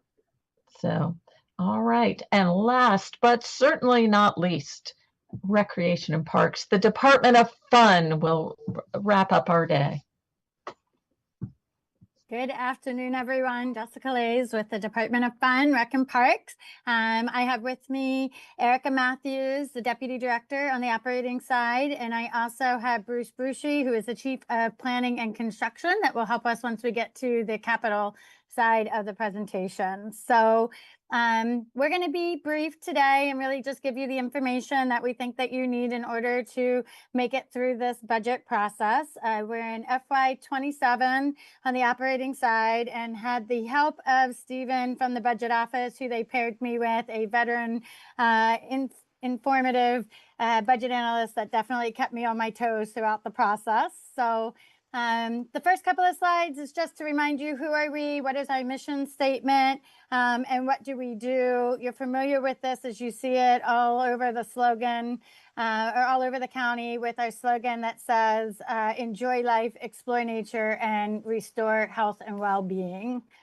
The next slide is our new organizational structure. We talked a little bit about this last year when you approved the new position called Operations Administrator. Before, you only had the two columns, the Recreation and Parks, and everything that fell underneath of the third column was kind of sporadically reporting directly to the director's office. So we have been successful in taking that two-legged stool and creating a more balanced organizational structure with a third leg there in the middle. And the purpose of this third leg is really intradepartmental consistency and collaboration across the department, specifically bringing the business office, the marketing, and the capital divisions all together to serve both sides of the house. The next slide just gives you a pictorial of our department from an overview standpoint. We have approximately 1,000 employees. That's 155 full-time classified employees and over 850 temp seasonal employees. People like the lifeguards that we hire during the busy season, the camp instructors, and childcare. Some of the impressive statistics on this page is that we continue to grow and climb on park visitations. We are now up to 6.4 million park and trail visitors on an annual basis.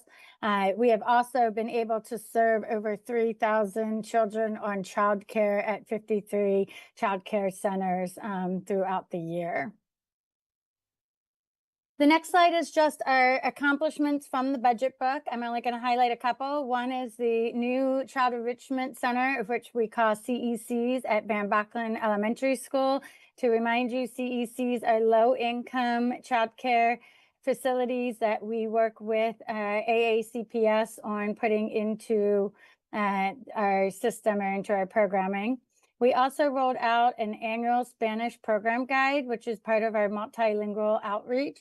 That was a heavy work effort to take what we normally do on a seasonal basis and create an annual guide for those that have Spanish as their primary language.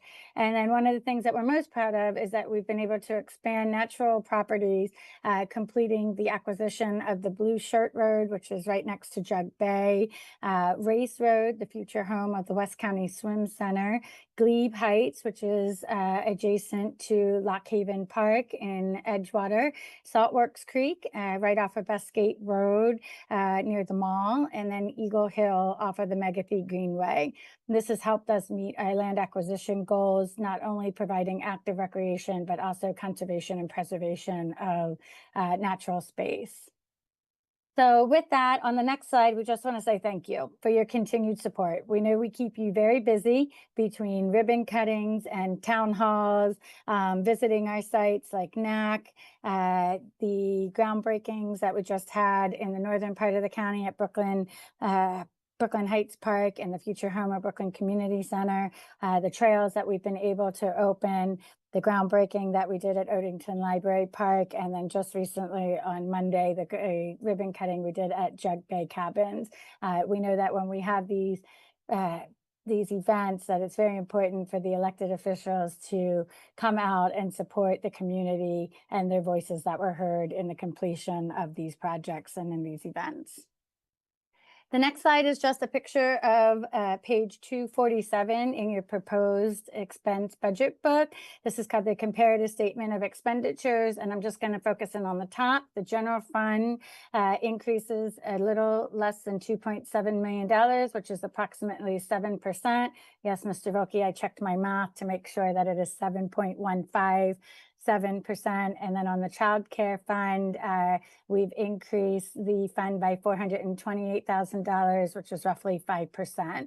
We're going to dive into the details, but the primary drivers of the increases that you see on this page are either annualization of initiatives that we did in FY26, built-in increases, things like utilities and contractual increases, and then new initiatives.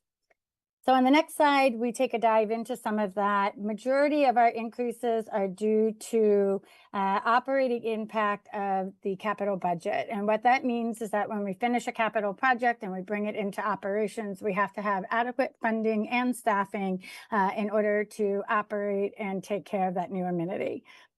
So this year we're asking for 3 full-time positions, temp seasonal and programming money for the Edgewater Community Center. This is slated to open to the public in the spring of 2027. So these positions have been prorated. The full-time positions are only funded for half of the year.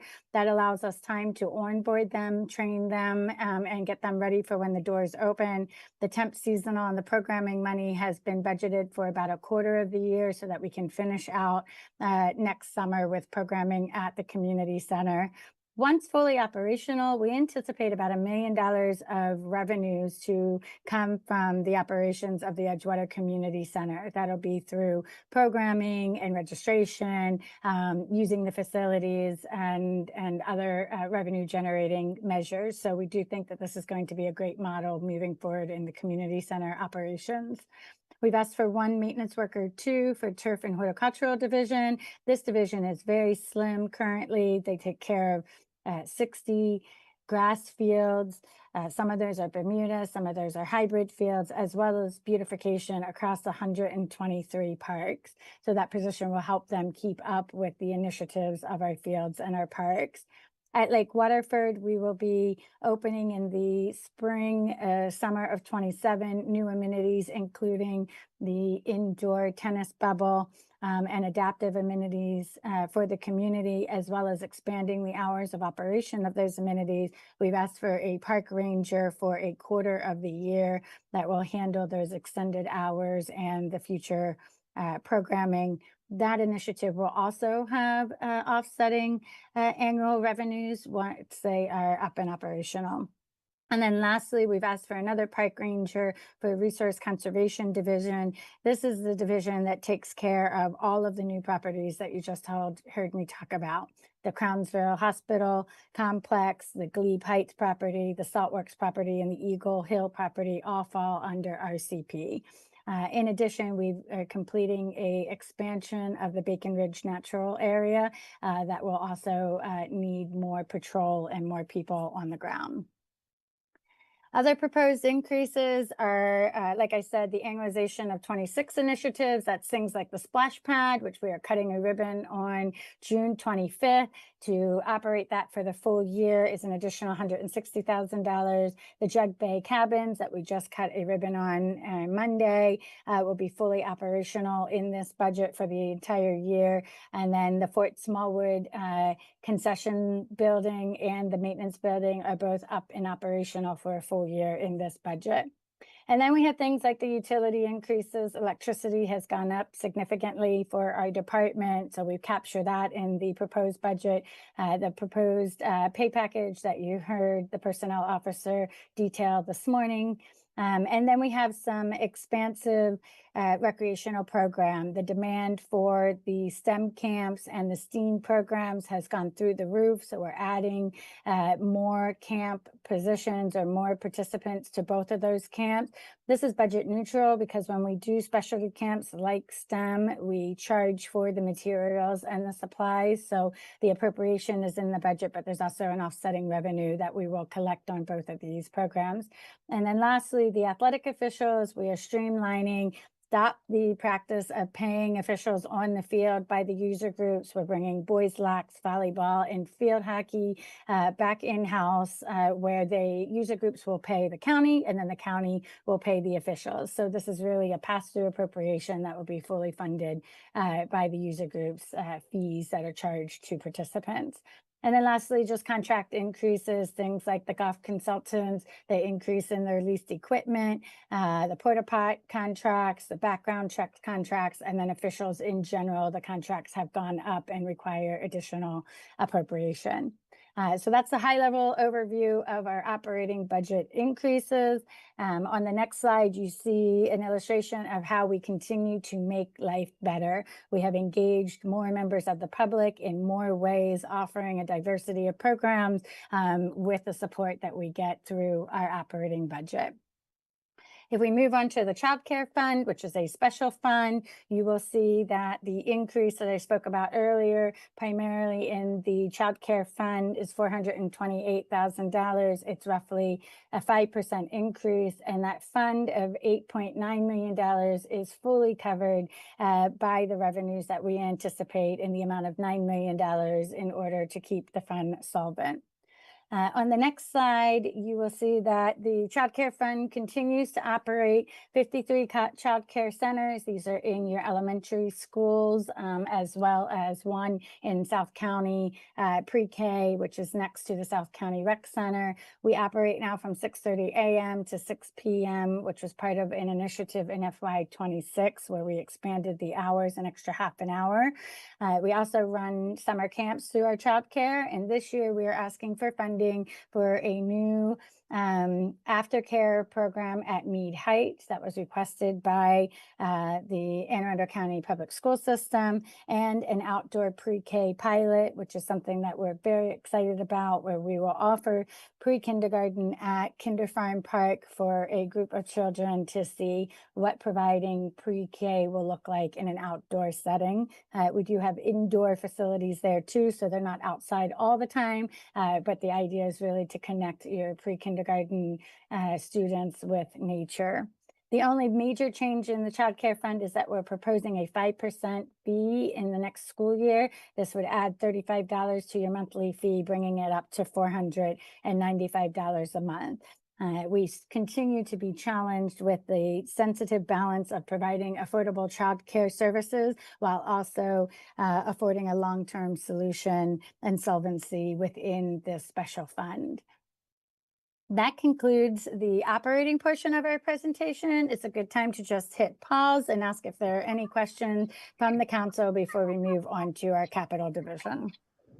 Okay. I'm not seeing any flags. Fiedler. Oh, Fiedler. I'm trying to scroll through on the side and find it. Miss Fiedler. Thank you. I appreciate that. Thank you, Ms. Lace, for your presentation. Is the maintenance grant funding for maintenance of fields with our partners, is that in operating or is that in capital? Because I can wait if it's on the capital side. That is in our operating budget. So that is a line item in the park maintenance budget that we pass through to the user organizations. Okay, and I know that the department was looking and reviewing the current way that you all decide what user groups get what and the types of field. What is the status of that? And are there going to be any changes in the next fiscal year? Yes, we have heard lots of voices in the community about two things. One, the grant amount not being enough to cover their expenses, and two, that we have a straight line way of distributing those grant amounts, meaning that if you have a concession stand, 2 baseball fields, and a multi-purpose field, you get a flat amount for 4 units. Because baseball fields cost a lot more to take care of, many times your baseball, softball users and volunteer group feel like they're slighted a bit in that distribution. So we continue to study those amounts to try to right size them. It's sensitive because we don't want to reduce anyone else's grant by saying, okay, if right sizing them means that we increase the unit per unit for baseball, softball, that we have to decrease the unit for concession stands. So we will continue to study that, and we will continue to seek additional resources to bring those grants up. And anytime that we can make an adjustment, we're committed to making that adjustment. I appreciate that. And I think the user groups are, at least in the District 5, are eager to hear what the status of that is. And I know you had chatted about bringing the user groups together and being more communicative with them individually, but more as a whole.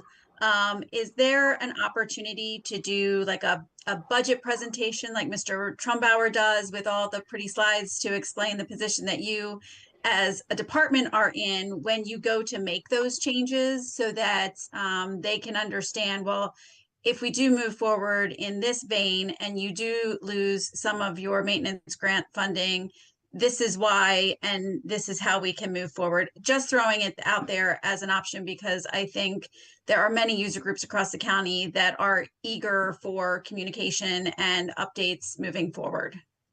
Absolutely. So when resources are made available for the grants and we make that change, we will certainly go on an educational tour to make sure that our partners understand that. We have started user group outreach in a kind of a different way. Before each season, we always have the meeting of that sport, right? So right now we're meeting with the Football Association to go over football rules, scheduling, how many games they will have.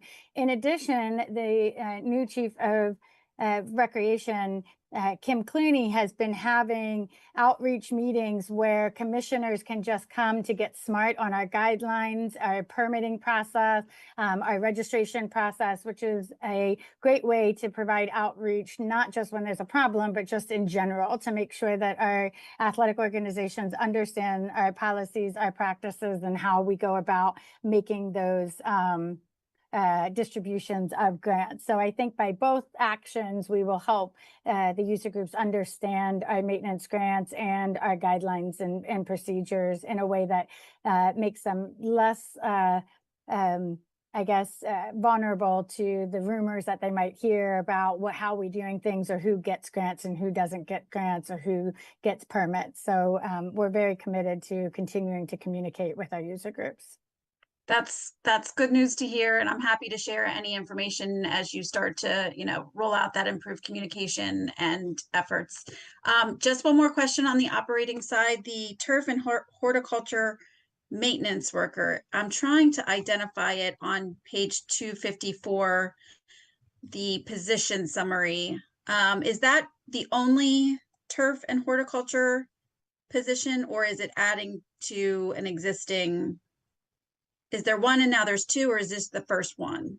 Yes, so this is adding to a work unit that already exists. So it is just Okay. a maintenance worker. 2 is the classification. We have a lot Okay. of maintenance worker positions that are just in general maintenance, but for the turf and organizational, or the turf and horticultural division, we just have 3 full-time staff and 1 part-time staff, and they are all maintenance worker 2s that work in that section. So this would be adding another position to make it a 4-person unit instead of a 3-person unit. Okay, perfect. Thank you. Mr. Volkey. Thank you, Madam Chair. Saying hello to the Rec and Parks leadership in the trailer. So hope all is well over there. All right. Anyway, I do have some questions. So can you talk to me about the bringing in-house, I guess you were saying the officiating and doing that for the user groups for some of the different sports that are going to now be moving in-house. Is that driven by problems that you're seeing with the user groups doing that? Is it driven by some other issue? Is it driven by constituents? Is it driven by efficiencies? What's the push for that?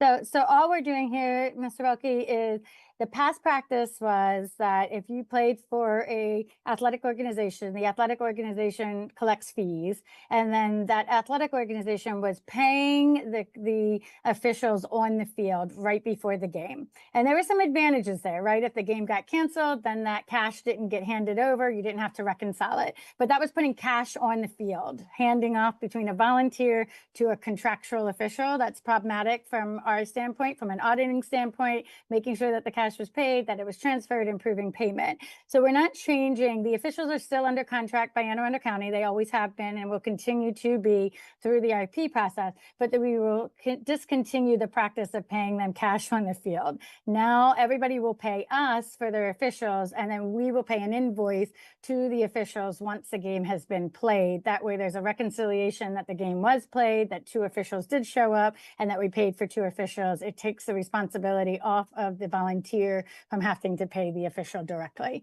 We do that in all the other sports. There was just 3 sports that still had that old practice of paying on the field. So this now makes all sports be consistent with payment through the county procurement process, not through cash on the field. Well, and we all love the county procurement process. So yes. All right. Well, I guess, and then, so looking on your slide number 8, under active recreation programming, it says one of the proposed increases to the general fund is athletic officials, 160,000. Is that separate from what we're talking about here, or are those things related? And if that is the 160,000 is how much those 3 sports typically pay in official fees. So we need the appropriation so that we can pay the invoice, but those organizations that pay boys lacrosse will pay the county, and then we'll pay the officials. Okay. And just so that I'm making sure I'm wrapping my mind around this correctly. So that was previously something that the user groups were paying directly because you were giving money to the user group, and then the user group was giving money to the official. We're now cutting the user group out, and you're going to pay the official directly? So the user group was paying the official directly. Now the user group will pay the county, and the county will pay the official. So we're Okay. just adding us in the middle rather than having the user group pay directly to the official. So we never paid the officials for boys lacrosse in the past. The user groups paid all the boys lacrosse officials. We procured them. We picked the officials that would reside over the game, but we didn't actually pay them. They were paid directly by the user group. So now the user group will pay us as part of the registration fee, and we will pay the officials directly. Okay. And so then to the question, I guess, that I'm still struggling with, if we're simply becoming the middle person and we're sort of supervising the process, why is there an increase in revenue? If it sounds like everything is the same except we're putting ourselves in as sort of a check and balance in there, where's the increase in cost? What part of that am I not understanding? Right. So the user group was paying the officials directly. The revenue was never coming to me because Gotcha. they collected it and then they paid it to the officials. Now they're going to pay it to us and we're going to pay the officials. So it is an appropriation for me to pay the officials, but it's also a revenue that the user groups will be bringing in to us. Got you. So it's a net neutral when you look at what they're bringing and what you're paying. So it's going to chime or jive up on both sides of that. Okay, understood. Got you. Exactly. All right. And then looking at the Edgewater Community Center. So if I heard you correctly, I'm back on slide 7 of your presentation. That sounds like that's going to be a money generator, is what it sounds like. Maybe? So we're using the model that they use at Pitt Moyer. Pitt Moyer has a couple of different things. So they have open hours that are non-charged, and then they have memberships for maybe the pickleball play. That could be a punch card, like what we do down at South County Rec Center, where you buy a punch card that contains X amount of plays.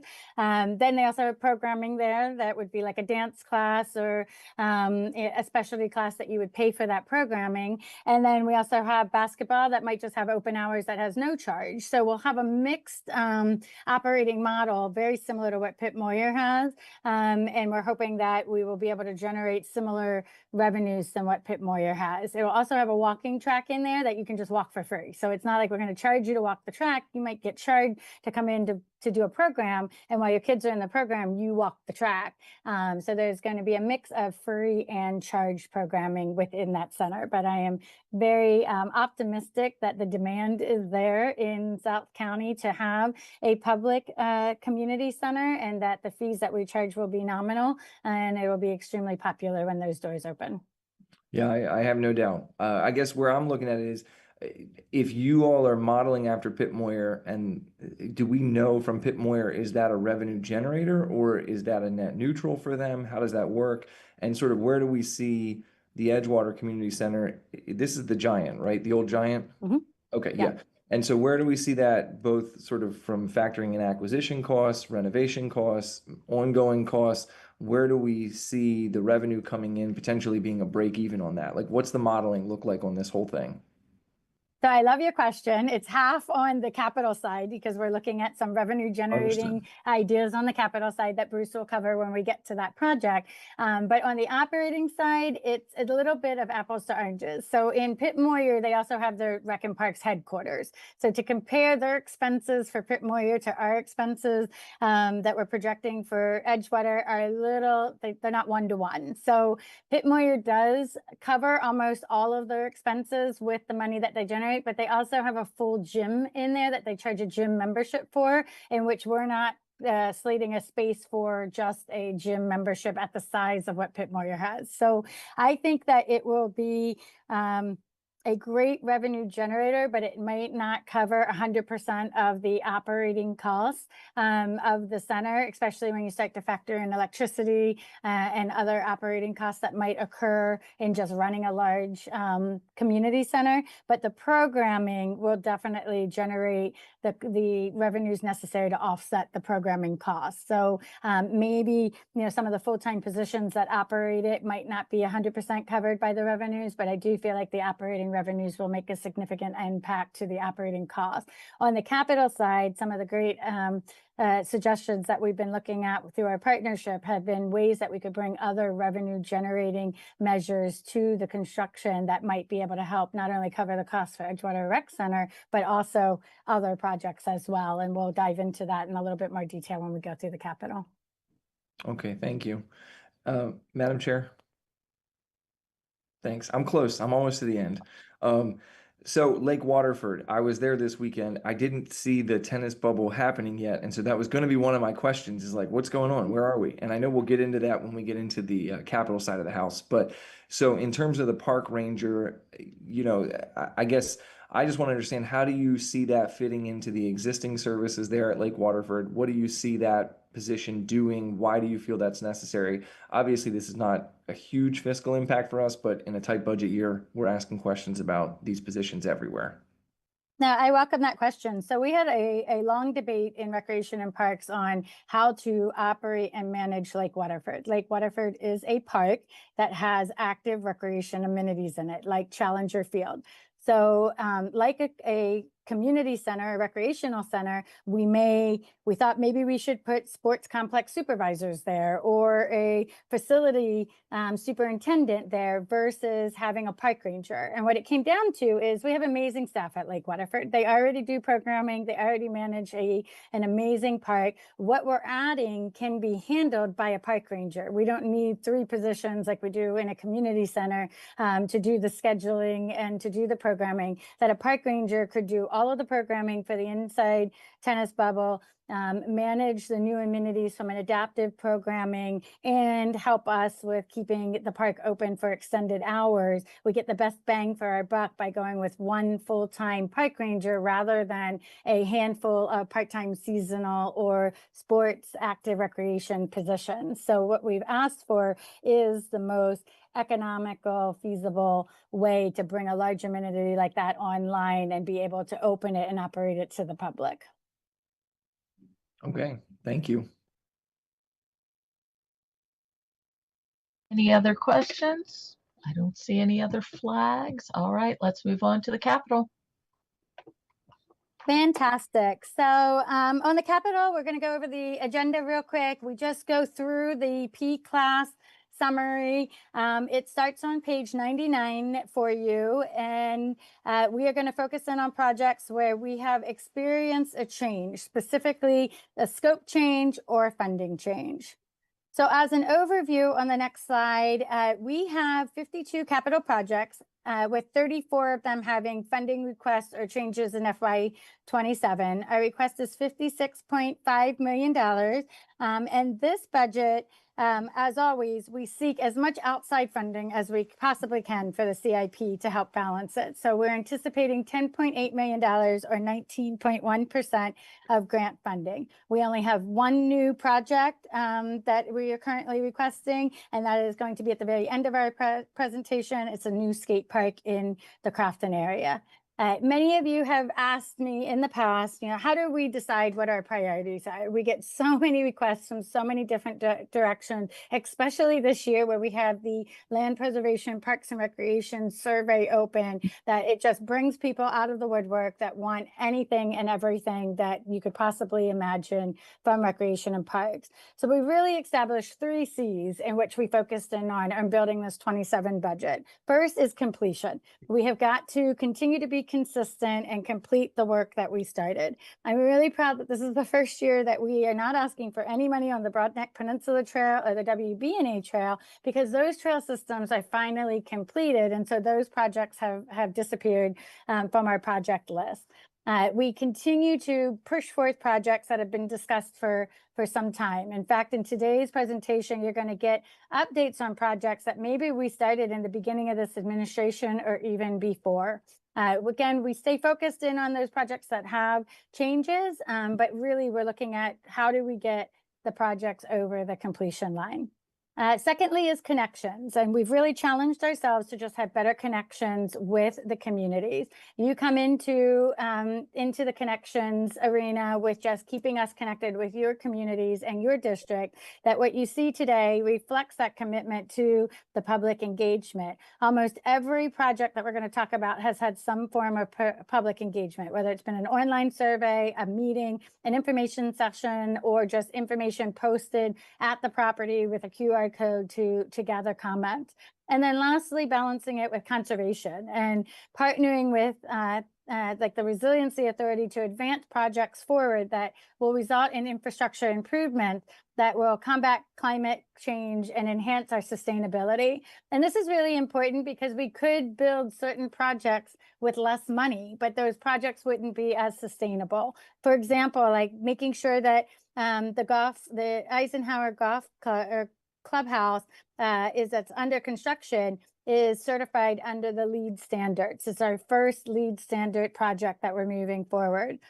Things like the Brooklyn Community Center and the West County Swim Center also being designed under those same standards.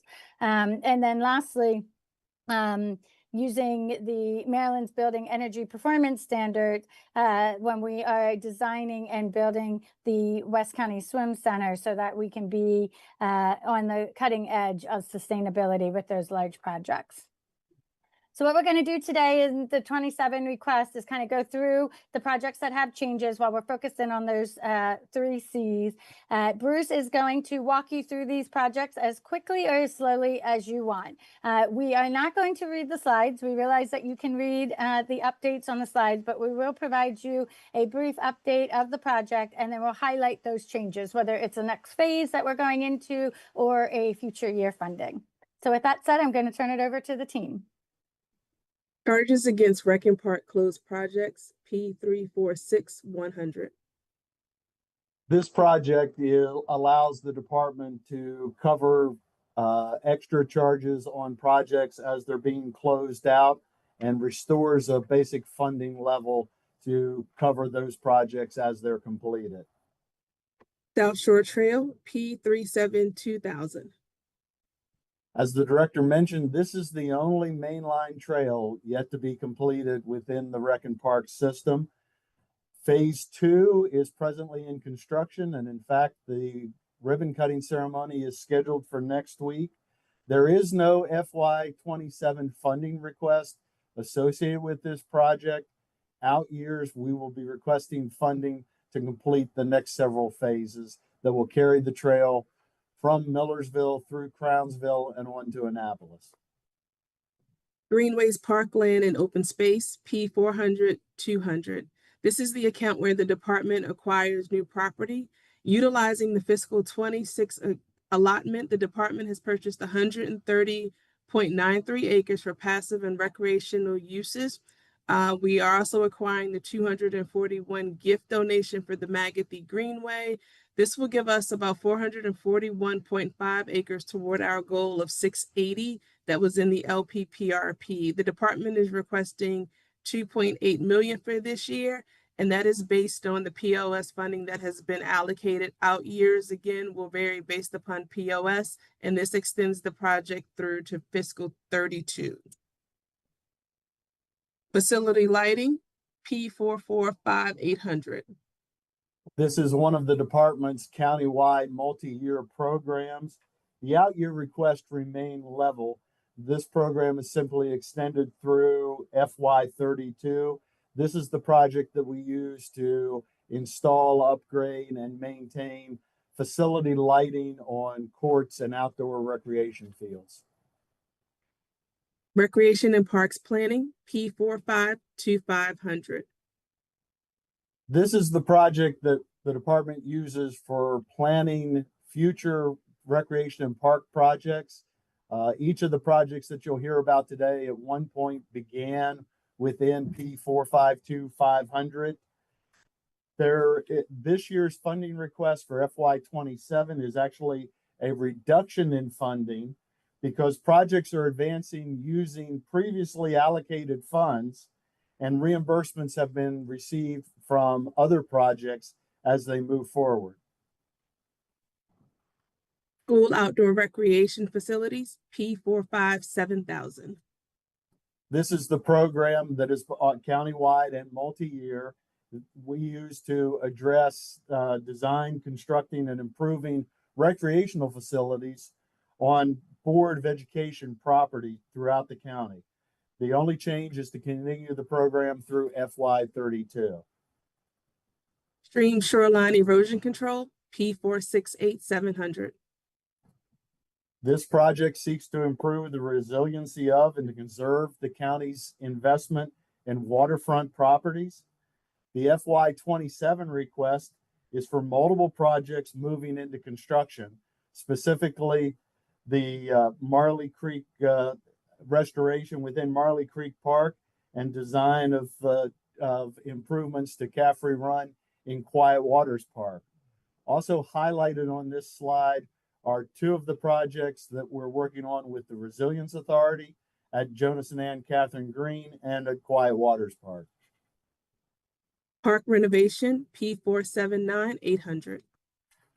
This is my favorite project, so I always hijack the slide. Obviously, Park Reno, you're very familiar with it. It's kind of where we pay for everything that occurs during the year that we didn't put anywhere else. So in FY26, we had over 300 purchase orders. We're almost 95% spent, and we're only halfway or 3/4 of the way through the year. So funds drain out of this account really quickly. I would encourage that if we find any coins in the couch through the process of balancing the budget, this is a great place to put additional money because we can always use it in Pike Reno. Facility irrigation, P509100. Another of our countywide multi-year projects. This program installs and repairs wells and irrigation systems on our athletic fields throughout the system. This year's request funds those repairs and continues the program through FY32. Fort Smallwood Park, P535900. This project is actually a great example of what the director spoke of a few minutes ago in talking about finishing what we started. Working off of a master plan, phase 1 at Fort Smallwood addressed the shoreline. Phase 2 projects have been addressing in order the building needs at Fort Smallwood Park. The FY27 request is for the last of those building projects, and that would be the renovation of the historic Battery Hartshorn. Turf fields and regional parks, P561700.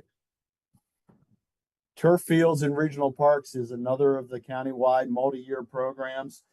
This project is extended through FY32. The big thing to note in there is that in FY27, we'll be undertaking the replacement of the synthetic turf at Challenger Field in Lake Waterford Park and beginning planning of improvements at Bell Branch Park. Water access facilities, P567400. Another example of the department moving projects to completion as we work through improved water access in various parks. The FY27 budget request is for funding the construction at Valentine Creek Park and at Beechwood Park, and for making repairs and a living shoreline at Deal Wharf. We also will be starting the design efforts on park improvements that were identified through our non-vessel access water improvements study. Boat ramp development, P567500. The budget request associated with P567500 is actually a reduction, and it reflects the shifting of the Beechwood Park project from boat ramp, since there's no boat ramp included in that project any longer, shifts it to water access as the project development includes a car top launch in lieu of a boat ramp. North Arundel Swim Center campus improvements, P570000. Another example of finishing what we start, the new splash pad construction is complete. In fact, it is receiving inspections literally as we speak. And we are headed towards a June 25 ribbon cutting for the new splash pad. At the same time, design and permitting is continuing on the improvements elsewhere on the campus to add a new turf multi-purpose field, playground, and comfort station. Cars Wharf Pier, P573300. The FY27 funding request for Cars Wharf is for the final engineering, permitting, and construction of the living shoreline. Construction of the ADA parking and other improvements is presently underway. The work remaining will restore the shoreline along the Road River and is the subject of a public meeting now scheduled for June the 18th at the Edgewood Library. London Town parking expansion, P576400. The FY27 budget request reflects the updated cost estimate. There have been a number of archaeological challenges presented. This is a project that the London Town Foundation is actually overseeing. Parks and Trails resurfacing, countywide, P578900. Another of the department's multi-year countywide programs. This one addresses the paved surfaces in our parks, in trails, walkways, and parking lots. The program extends through FY32 at level. West County Swim Center, P579900. $1,900,000. The department continues to make progress on this project as the need for the third center remains. The scope of the project remains unchanged and the design of the Race Road location is in process.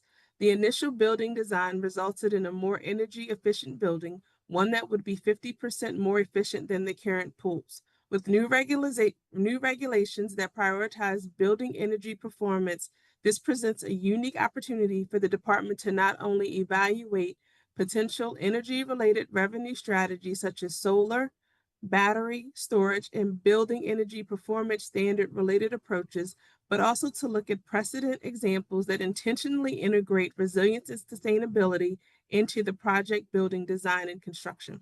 The Department of Recreation and Parks also believes that this facility has the potential to generate revenue, not only from the energy revenues, but also will positively impact the local economy where it is housed.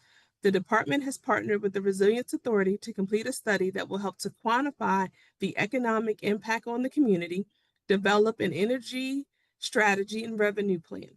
This plan will help to identify opportunities to offset capital and operating costs.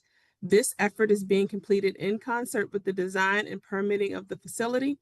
The funding request is based on current estimates and schedules, and then the request this year reflects the $2.5 million video lottery impact aid grant, and then the out years funding moving forward.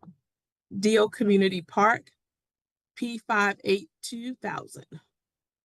Construction is completing on this new community park. It was delayed due to a number of environmental issues that were discovered during construction. The FY27 funding request is to address those environmental issues and complete the construction. ADA Compliance Implementation, P584300. Continuing this program now through FY32, this is the project that addresses barriers to access in our parks and facilities as the department continues to implement full ADA compliance. Jug Bay Environmental Education, P584500. There is no funding request for FY27 associated with these projects. The good news is the snow in these photographs melted in time for the ribbon cutting ceremony on Monday. The cabins and camping area will be open soon to the public. Out year request will fund future phases of improvements at Jug Bay. Wyatt Waters Park Rehabilitation, P584600. Continuing with major rehabilitation and addition projects that have been underway at Quiet Waters for several years now, the FY27 funding request is for completing the design and starting the construction of the park's expansion into the former retreat property, for completing design of a new park maintenance building, and for design and construction of the ice rink. The program continues then through FY32. Mayo Beach Repairs, P584700. This is the major maintenance effort to repair and upgrade existing facilities at Mayo Beach Park. Up till now, we have been focusing on park-wide infrastructure such as the electrical system and the water distribution system. In the coming years, we'll be addressing air conditioning, repairs, renovations, parking lot, and site lighting upgrades. South Shore Park, P588100. The FY27 request is for initial site construction. There is no change in the program. Funding for construction, the design and construction of the field house will be in out budget years. Trail Spurs and Connectors Countywide, P588300. The FY27 budget request is for funding the final design and start of construction of the initial four identified spurs and connectors. This program has continued through FY32. Crownsville Memorial Park, P588400. The Crownsville Memorial Park project is for the completion of the master plan and completion of recreational amenities on the property. The fiscal 27 request will exhaust all the grant funding across disciplines such as electrical upgrades, well repairs, wastewater improvements, and recreational amenities. As different elements of the project begin design, they will be funded out of the appropriate project category, specifically related to recreation and parks, the design of the track, biking trails in the South Forest area, and improvements to the Campanella building are underway. The fiscal 27 request includes a state grant of $4 million to support the Meyer building. The fiscal 28 request is for the construction of the track and the well rehabilitation project. Lake Waterford Park improvements, P59 1000. There is no change in this program. The project is in the final stages of design and permitting and is expected to advance for construction bidding this summer. The FY27 funding request is based on the revised estimates for the construction. Davison Recreational Center renovation, P592500. There is no budget request for FY27 for this project. There is no change in the program. Work continues on the design of the changes to Davidsonville. Edgewater recreation improvements, P592600. The vision for the Edgewater Community Center is to transform the abandoned commercial site into a vibrant and welcoming hub where people of all ages can come together to connect, learn, relax, and play. The Department of Recreation continues to make progress on the development of the center, and we're working with the Resilience Authority to complete this project. The partnership with the Resilience Authority will help achieve the goals of resiliency through redevelopment, as the center will provide opportunities for recreation, education, and sustainability-driven initiatives. The fiscal 27 request is the balance of the money needed to complete the renovations based on the current estimates. This increases the result of adding the second floor track that the public came out in strong support of. The request is for $5 million, and that includes grant funding of $2.8 million. Marley Creek Regional Park, P592700. There is no funding request for FY27 for this project. This past weekend, the department successfully concluded the stakeholder advisory group process. The draft master plan that was developed with the input from those stakeholders was well received. The planning consultants are finalizing the draft master plan with the intent that we will take it to a public meeting and get broader public input into the plan for this new park. That meeting is expected to occur later this summer. Old Mill Area Park improvements, P593800. Design is just beginning on these two projects, improvements at Arundel on the Severn Park and Waterbury Parks. The FY27 request is to continue the design and permitting process. South River Farm Park improvements, P593900. This was a new project in FY26 and received planning and design funding in that cycle. There is no funding request for FY27. The selection of the design and engineering consultants is underway, and the design effort will be starting in the next couple of months. Severn Danza Park expansion, P594000. Similar to South River Farm Park, there is no FY27 budget request. This project was new in FY26, and the selection of the design and engineering team is presently underway with design to kick off later this year. Our one new request, Crofton Park improvements, P595200.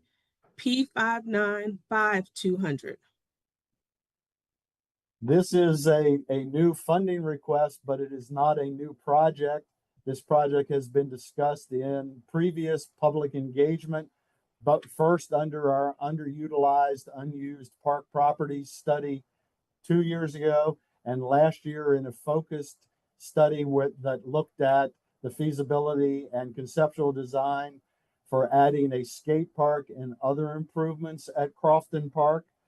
This project will address the need for additional recreational and community use elements within existing park by making improvements to that park It furthers the goals of both Plan 2040 and the department's LPPRP.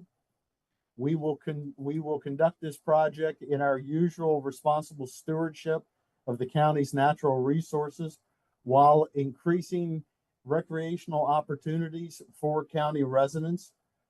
The department anticipates no additional operating expenses, no OBI, for this project as its improvements to an existing park. The FY27 funding request is to jump into the design and engineering of the project. And with that, we have completed our capital presentation. And again, thank you for your time, Jessica. Okay. All right, Ms. Ledbetter. Thank you. First, a statement, and then I have a couple of questions. I'm happy to take turns with my colleagues. For the record, as already disclosed on my financial disclosure form to the Ethics Commission, my father is the president of the board of the London Town Foundation, and then my son is a current summer employee of the London Town Foundation. So I will be recusing myself from any and all conversations about London Town at all, and I will be filing the appropriate paperwork and disclosure here shortly. That's the comment for the record. My question is Deal Park. It's one of two questions. I know that there's been a lot of challenges with the environmental issues that came up, but is there a approximate finish date, even if that's a wide window that you might be able to give? The date that we have is summer is the goal. So summer of this summer. Sometime this summer. Yes, ma'am. Okay. And then, Madam Chair, may I with a second question? I saw you, you're muted, but I saw you. Yes. I'm going to Yes. proceed. My second question has to do with the proposed skate park at Crofton Park. Is there, and again, it's another timeline, and I know we're very early in the process, but about how long is the estimate from start to completion when there might be skaters utilizing that, be able to utilize that park? Bear with me. I just want to make sure. We have that slated for construction to begin in fiscal 28. So that would be a second ask. Okay.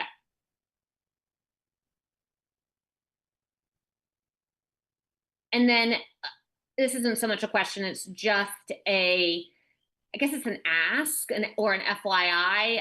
You're probably aware, actually, I know your department is aware of the transportation and parking challenges at Crofton High School.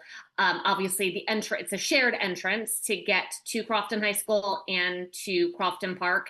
And so I think that a community ask that has been brought to me would be, when it is time for construction to take place, to please, in your planning process, keep that in mind. We don't just have buses coming and going, but we also have student young, inexperienced drivers.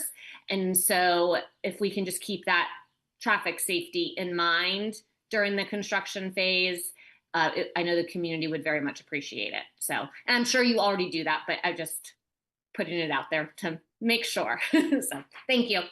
Thank you. All right, Ms. Fiedler. Thank you, Madam Chair. It's so odd to go through the capital projects and not have the Broadneck Trail on there. It's been in there every year. That's a good thing. So I have a question about the trails and spurs, specifically the B&A Trail to Severna Park High School. I know that there has been some concern from parents on of softball players for Severna Park High School, because the design has the trail kind of wrapping around and getting close to, if not going through the area where players wait near the bullpen. is that the final design, or is there going to be an effort to move away from the bullpen? Bruce? Yes, ma'am. Bruce Brucci, Recreation and Parks. Councilwoman Fiedler, interesting that the location of the bullpen was discussed here in the Capital Projects Office earlier this week. We are not quite at 30% design with that trail spur.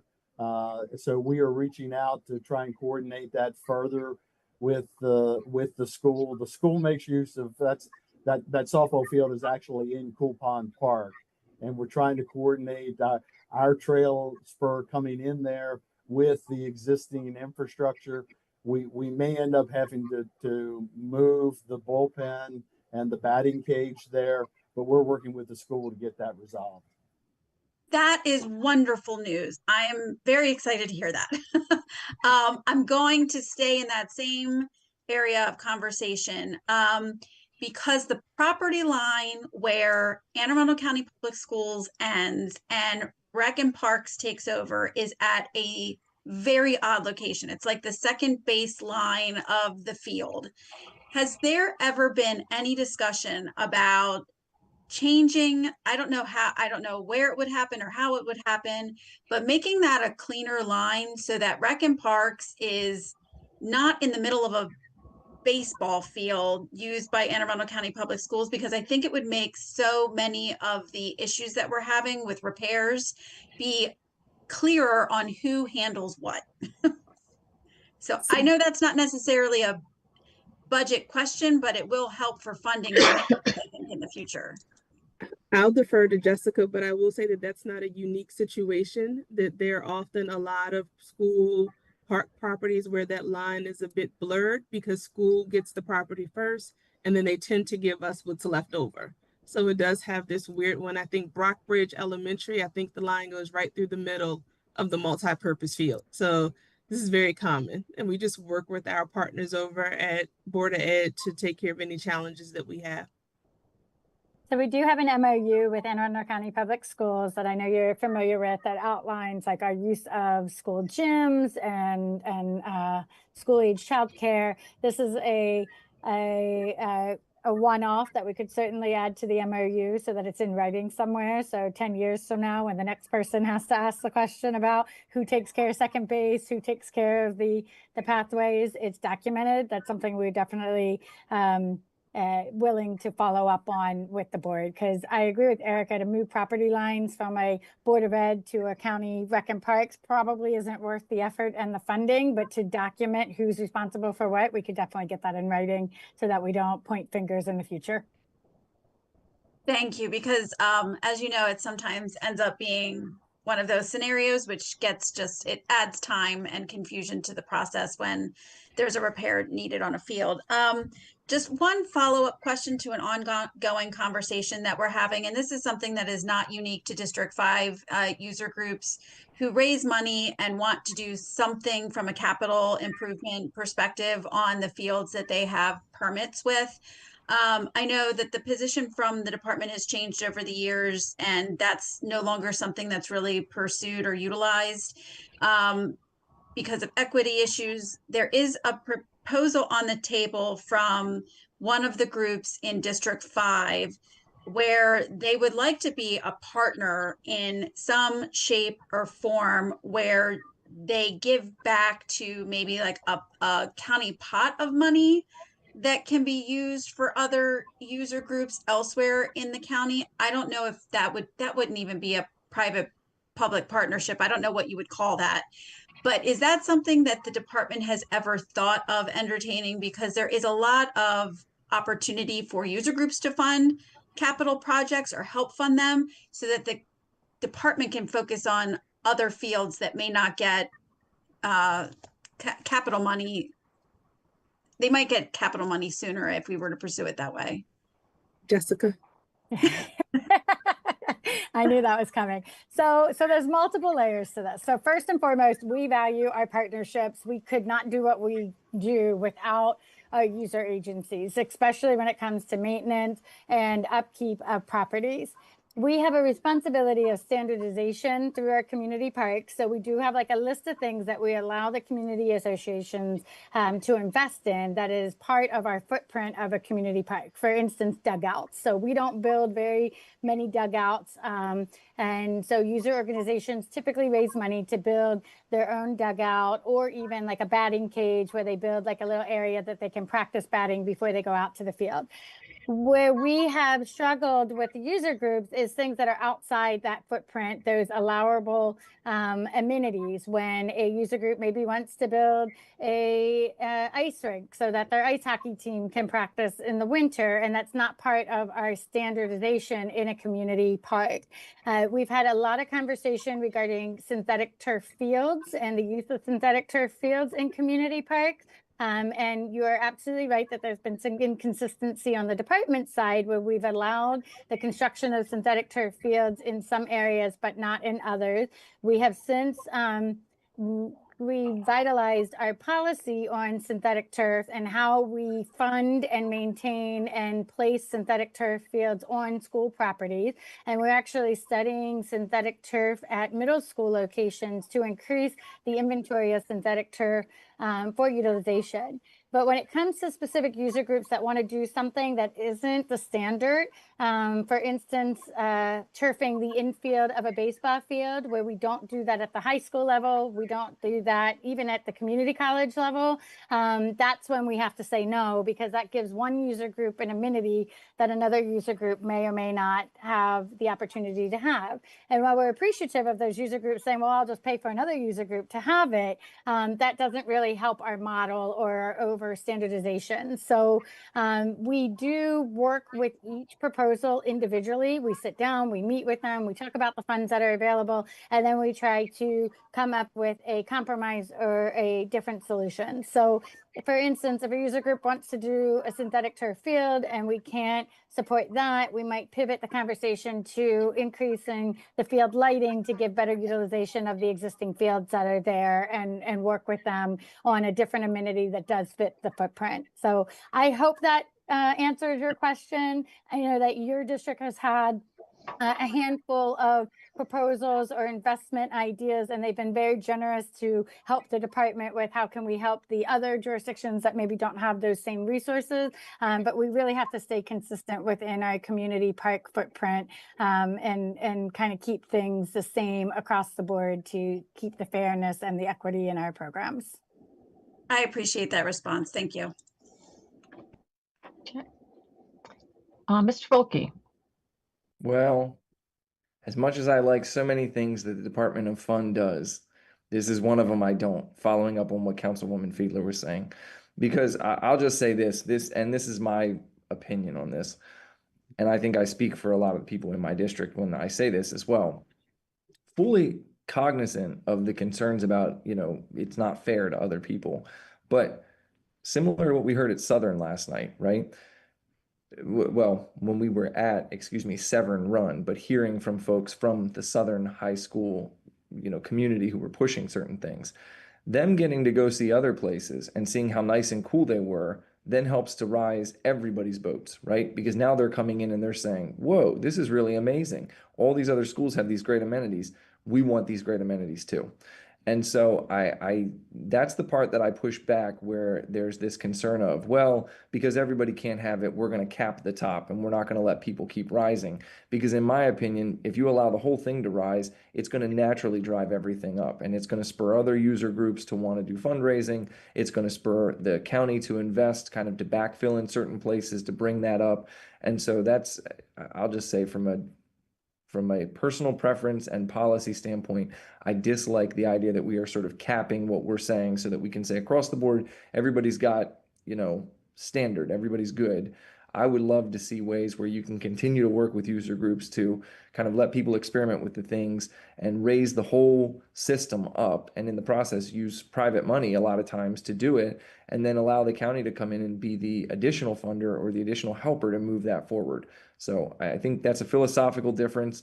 And as much as I love so many things that the Department of Fun does, I just wanted to note that. So I was just going to follow up on that conversation that you were having with Councilwoman Fiedler. So. Well, I respect your opinion.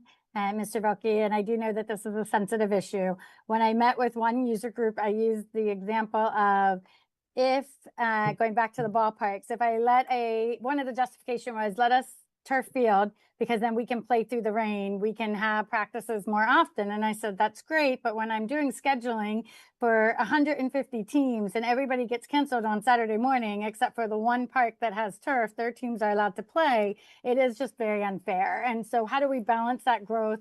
Using private partners is definitely the way to the future. We're not going to be able to afford to continue to invest in our community parks at this level over time, so that we are going to need our private partners and we are going to need investment.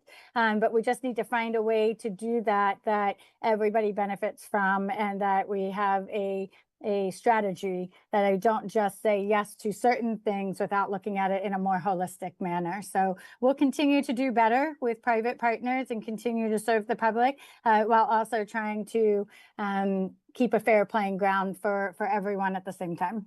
Yeah, and all I'll follow up to that is I hear you.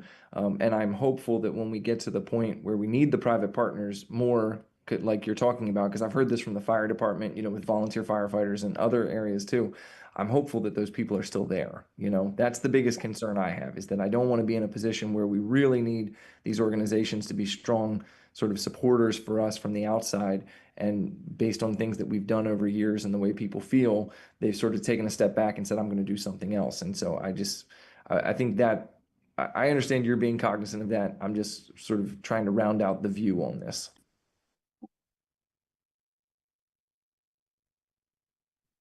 Ms. Pickard. So thank you, Madam Chair. Thank you for this presentation. I want to comment on this conversation as obviously representing a certain part of the county that has been quite scrappy and always having to advocate for just some basic maintenance. I do think as a county, looking across the county, we need to set a standard of what all of our parks look like and rise to get them to a certain standard. If now we're going to allow more wealthy parts of the county to raise that bar and we're never going to be able to keep up in every corner, then we have to look at this from an equity lens, hands down. There's certain aspects of park improvements that I think user groups should be allowed, like dugouts. I think that's a perfectly legitimate thing that parks can invest in. But I know folks in my community and North and West County are a little tired of fighting for just some basic maintenance. So until we can raise the bar to a certain level, I think we need to table this conversation, or at least make sure that we're not creating haves and have-nots as far as park amenities go, because it's a real thing in the county. It's a real issue in the county.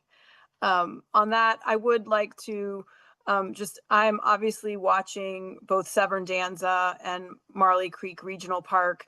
Both of those parks have been in design and been talked about in the community for several years.